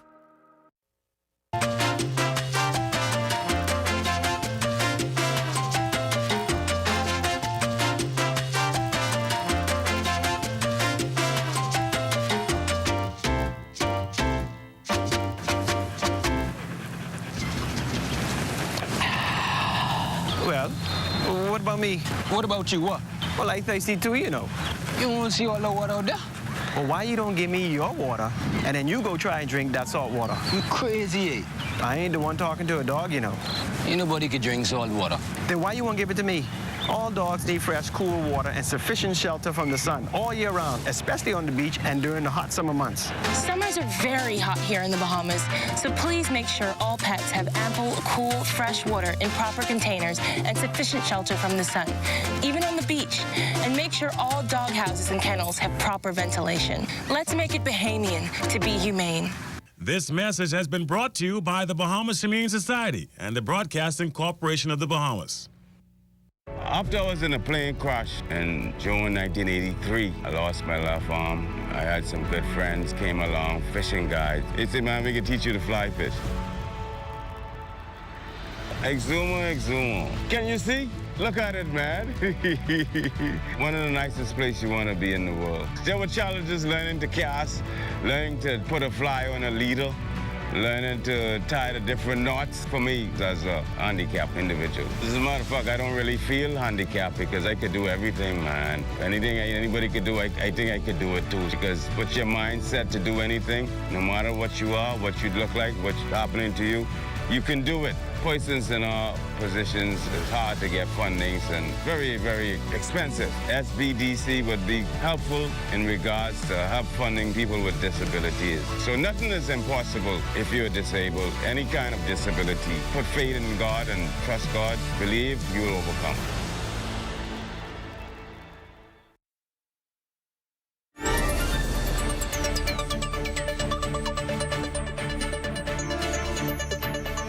Back, ladies and gentlemen, the rundown with Howard Grant sitting here, jamming with you here on the nation's #1 station, ZNS. Listen, I'm having a good time, man. We're having a good conversation with Garth Roseborough, just being able to talk about these things, identifying these things. He and I always have heated conversations. Usually they are our phone conversations. My God, we have heated conversations because we are truly interested in the growth and development of this country.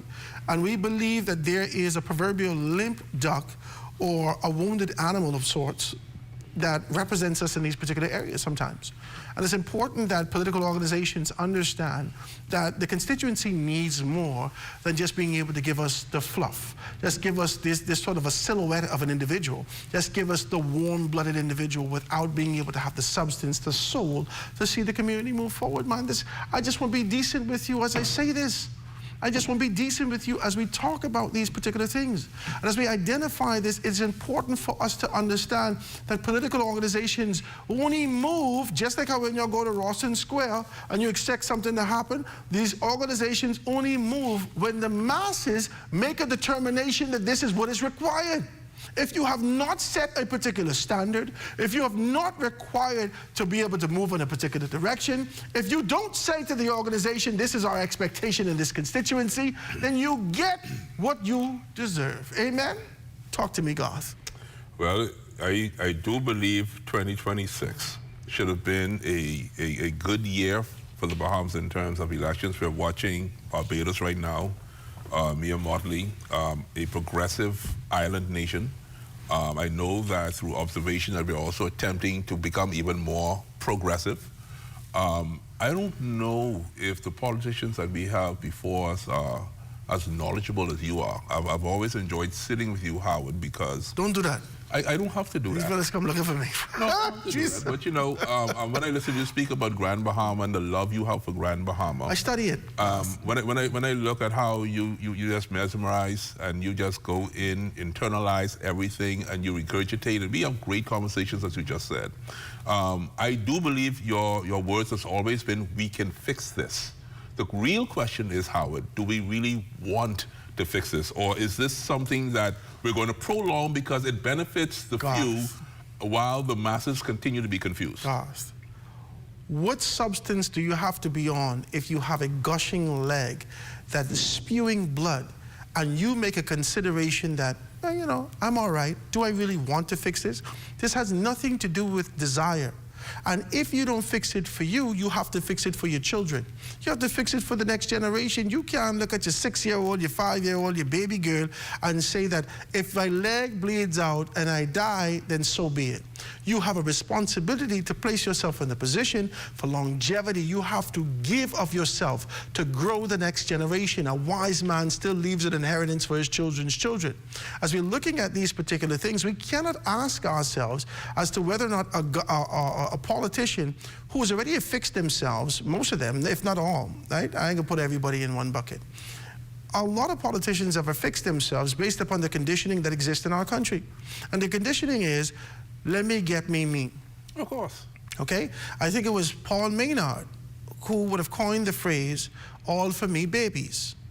Okay? And so when we look at this particular concept and we identify this, they've already accepted the conditioning of this environment. Our language over the past 3 political cycles have shifted. And the language has become, from top-tier leadership in this country, it is what it is. We have never spoken into the wind. We have never decreed and declared a particular posture and position. We've never spoken life into our country. We've allowed everything to be able to float like a plastic bag in the breeze and just going with it. We are of a reprobate mind. We're double-minded, and we don't stand strong on these particular convictions. And because of that, we can look around there and say, do we really want to do this? The next man is not concerned about whether or not they want to do these things simply because the society has accepted it. Well, you know, thinking about our culture, when we see another island that resembles our island, do we really demand that our island change, or are we just satisfied to be another family island? I look at where I live. Where I live is similar to a family island. I made a statement publicly, Howard Grant, that in the by-election, I want the first person to come and cut down 2 trees in front of my yard. I would so appreciate that. 2 trees, just 2. Every party promised to cut down my 2 trees. People driving past who don't know me personally, one lady said, I said, cousin from Marijuana. Next lady stops and say, hey, that's the 2 trees there where they supposed to cut. They ain't cut it yet. He. The third lady came by. You know what she said? While everybody focusing on them 2 trees, I looking at your house. Boy, you're looking good. So I said, okay. The point that I'm making... You can cut the tree yourself. But I don't care about the tree no more. I straighten. So what I'm saying to you again, though, is this. The Bahamian people have to learn where to place their focus. Stop looking at the 2 trees. The gold is across the street. Cross the road in your mind. It's right there. All you have to do is position yourself that I demand more. I deserve better. And you've always said this, Howard Grant. They have a plan. It's the people who don't have one. We need to develop a plan of our own and expect greater. I've said that. And I've said before on many occasions, the FNM has their plan, the PLP has their plan. The only persons that don't have a plan are the Bahamian people. We're caught between the ebbs and the flow, the ups and the downs, the frequency, the fluidity of these political organizations. And not to besmirch any organizations. They are who they are. Of course. However, the question is, who are we? Yes. I said, They've established themselves. They understand the rhythm of the Bahamian people. They understand when to come to you. They understand what to play for you. They understand the way that you move. They understand that rhythms move your life. They understand that your expectation based upon the conditioning and the environment is that you can't come here with your hands swinging. But they know one thing, that if they buck up against conviction, that they have to have substance. And so they continue to be able to shift away from that and looking for those particular persons who will be inebriated. Oh God, I just get preachy. Real quick. Who wishes to be able to find themselves in a stupor, to forget about their trials, their tribulation, their position, the fact that their roof, you had a top on your roof for 6 years. 3 administrations slide through, you get the same top on your roof, but you're content with being able to get a couple rings and a couple dollars. The devil is a liar. It's time for us to strengthen ourselves. It's time for us to educate ourselves. It's time for us to be able to move in the direction that we were called to move in with conviction. It is no way that we could have our glory days during a time where segregation existed. There's no way that we could be able to talk about the country with such pride and simultaneously be able to say that this is the time when the UBP was it. There is no way that we could find ourselves in this position after independence and still not know how to get out of this. We have to unify ourselves again, we have to strengthen ourselves again, and we have to get to the place that we were called to be. And that just can't happen casually. It has to happen with a determination. It has to happen with conviction. It has to happen with a focus. Be ye sober-minded in your thinking. I just get preachy. I don't want to get preachy with the people. Well, Howard, I'm going to leave this here with you today. I'm watching as the political environment heats up. And God knows we need some heat right now. It's been pretty cold. Hey. But you know, not only has the country been cold lately, I'm seeing the coldness of politicians or aspiring politicians. This is the first time in my lifetime I've seen people walking around that do not have a plan and don't know how they're going to win in the next general election. The last 5 campaigns was vote for me, I live here, this one for that one. These ain't even no campaigns. And this is what I'm trying to say, Howard Grant. I tried to say something to you. The last 5 campaigns, major, that we do. And you know what the truth is? I've sat with you time and time again, and you've thrown it out there. Not because you're looking for business, you're looking for money. You said, if you need my help, give Howard a call. God, I didn't say it tonight, though. But I'm going to give you a call because, you see, you got to find the right people to go ahead and script a plan for you. You need someone who can look over your shoulder and say, you know what, I got your back. You know what the problem is with people like us, Howard? When we help these people, as soon as they get in, you know what their plan is? Forget Howard. Forget Garth. Forget the people. We got to do better. This time, Howard, when they come to see you, you got to have a plan when they come. And Johnny Kemp said, just got paid Friday night.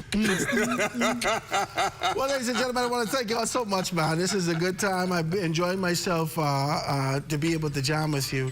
And Garth, I want to thank you for being able to be here with me, my brother. It has been a wonderful evening, and you bring excitement to this space. It's always good to be in your presence. All right, we can be able to see if we could be able to get you here on a regular round table. Amen. I can't get away, amen. Jesus. It's been a wonderful time, guys. I want to thank you so much. That does it for us here at The Rundown. Be sure to stay locked to the ZNS network for the Bahamas tonight at 11 p.m. It's the final newscast of the country with the latest news and information with Corvell Pyfrom. For all of us here at ZNS, I'm Howard Grant. Thanks for joining us.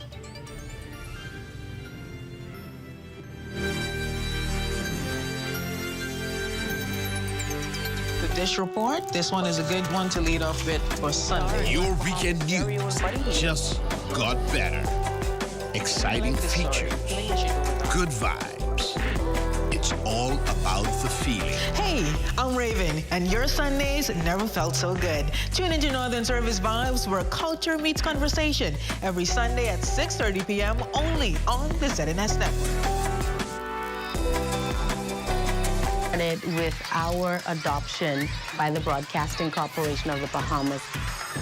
We figured that we could use the First Bahamas branch of Toastmasters Club 1600, an all-male club that specializes and focuses on developing young men for leadership through communication. This program has grown and has impacted our school in such a positive way that I don't think we'll ever have them leave us. Too often, instead of us looking within, we look outside for someone to blame. Go take a look in the mirror. Instead of trying to identify what the problems are, let's try and figure out how we become a part of the solution. We are teaching these children how to dream beyond their community. Crime-free looks like me. Do your part. Join the movement to a safer Bahamas.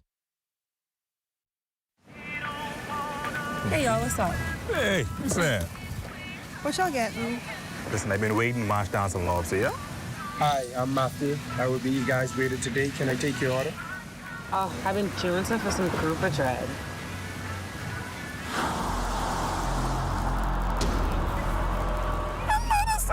Y'all see this?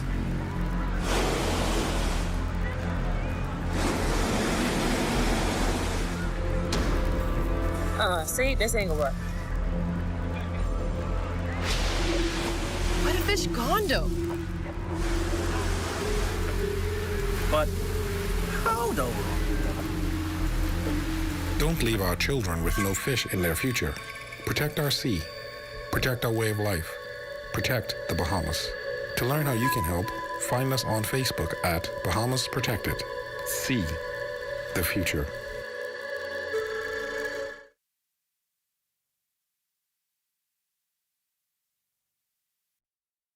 At Fort Montague, I'm Opal Roach. This is ZNS.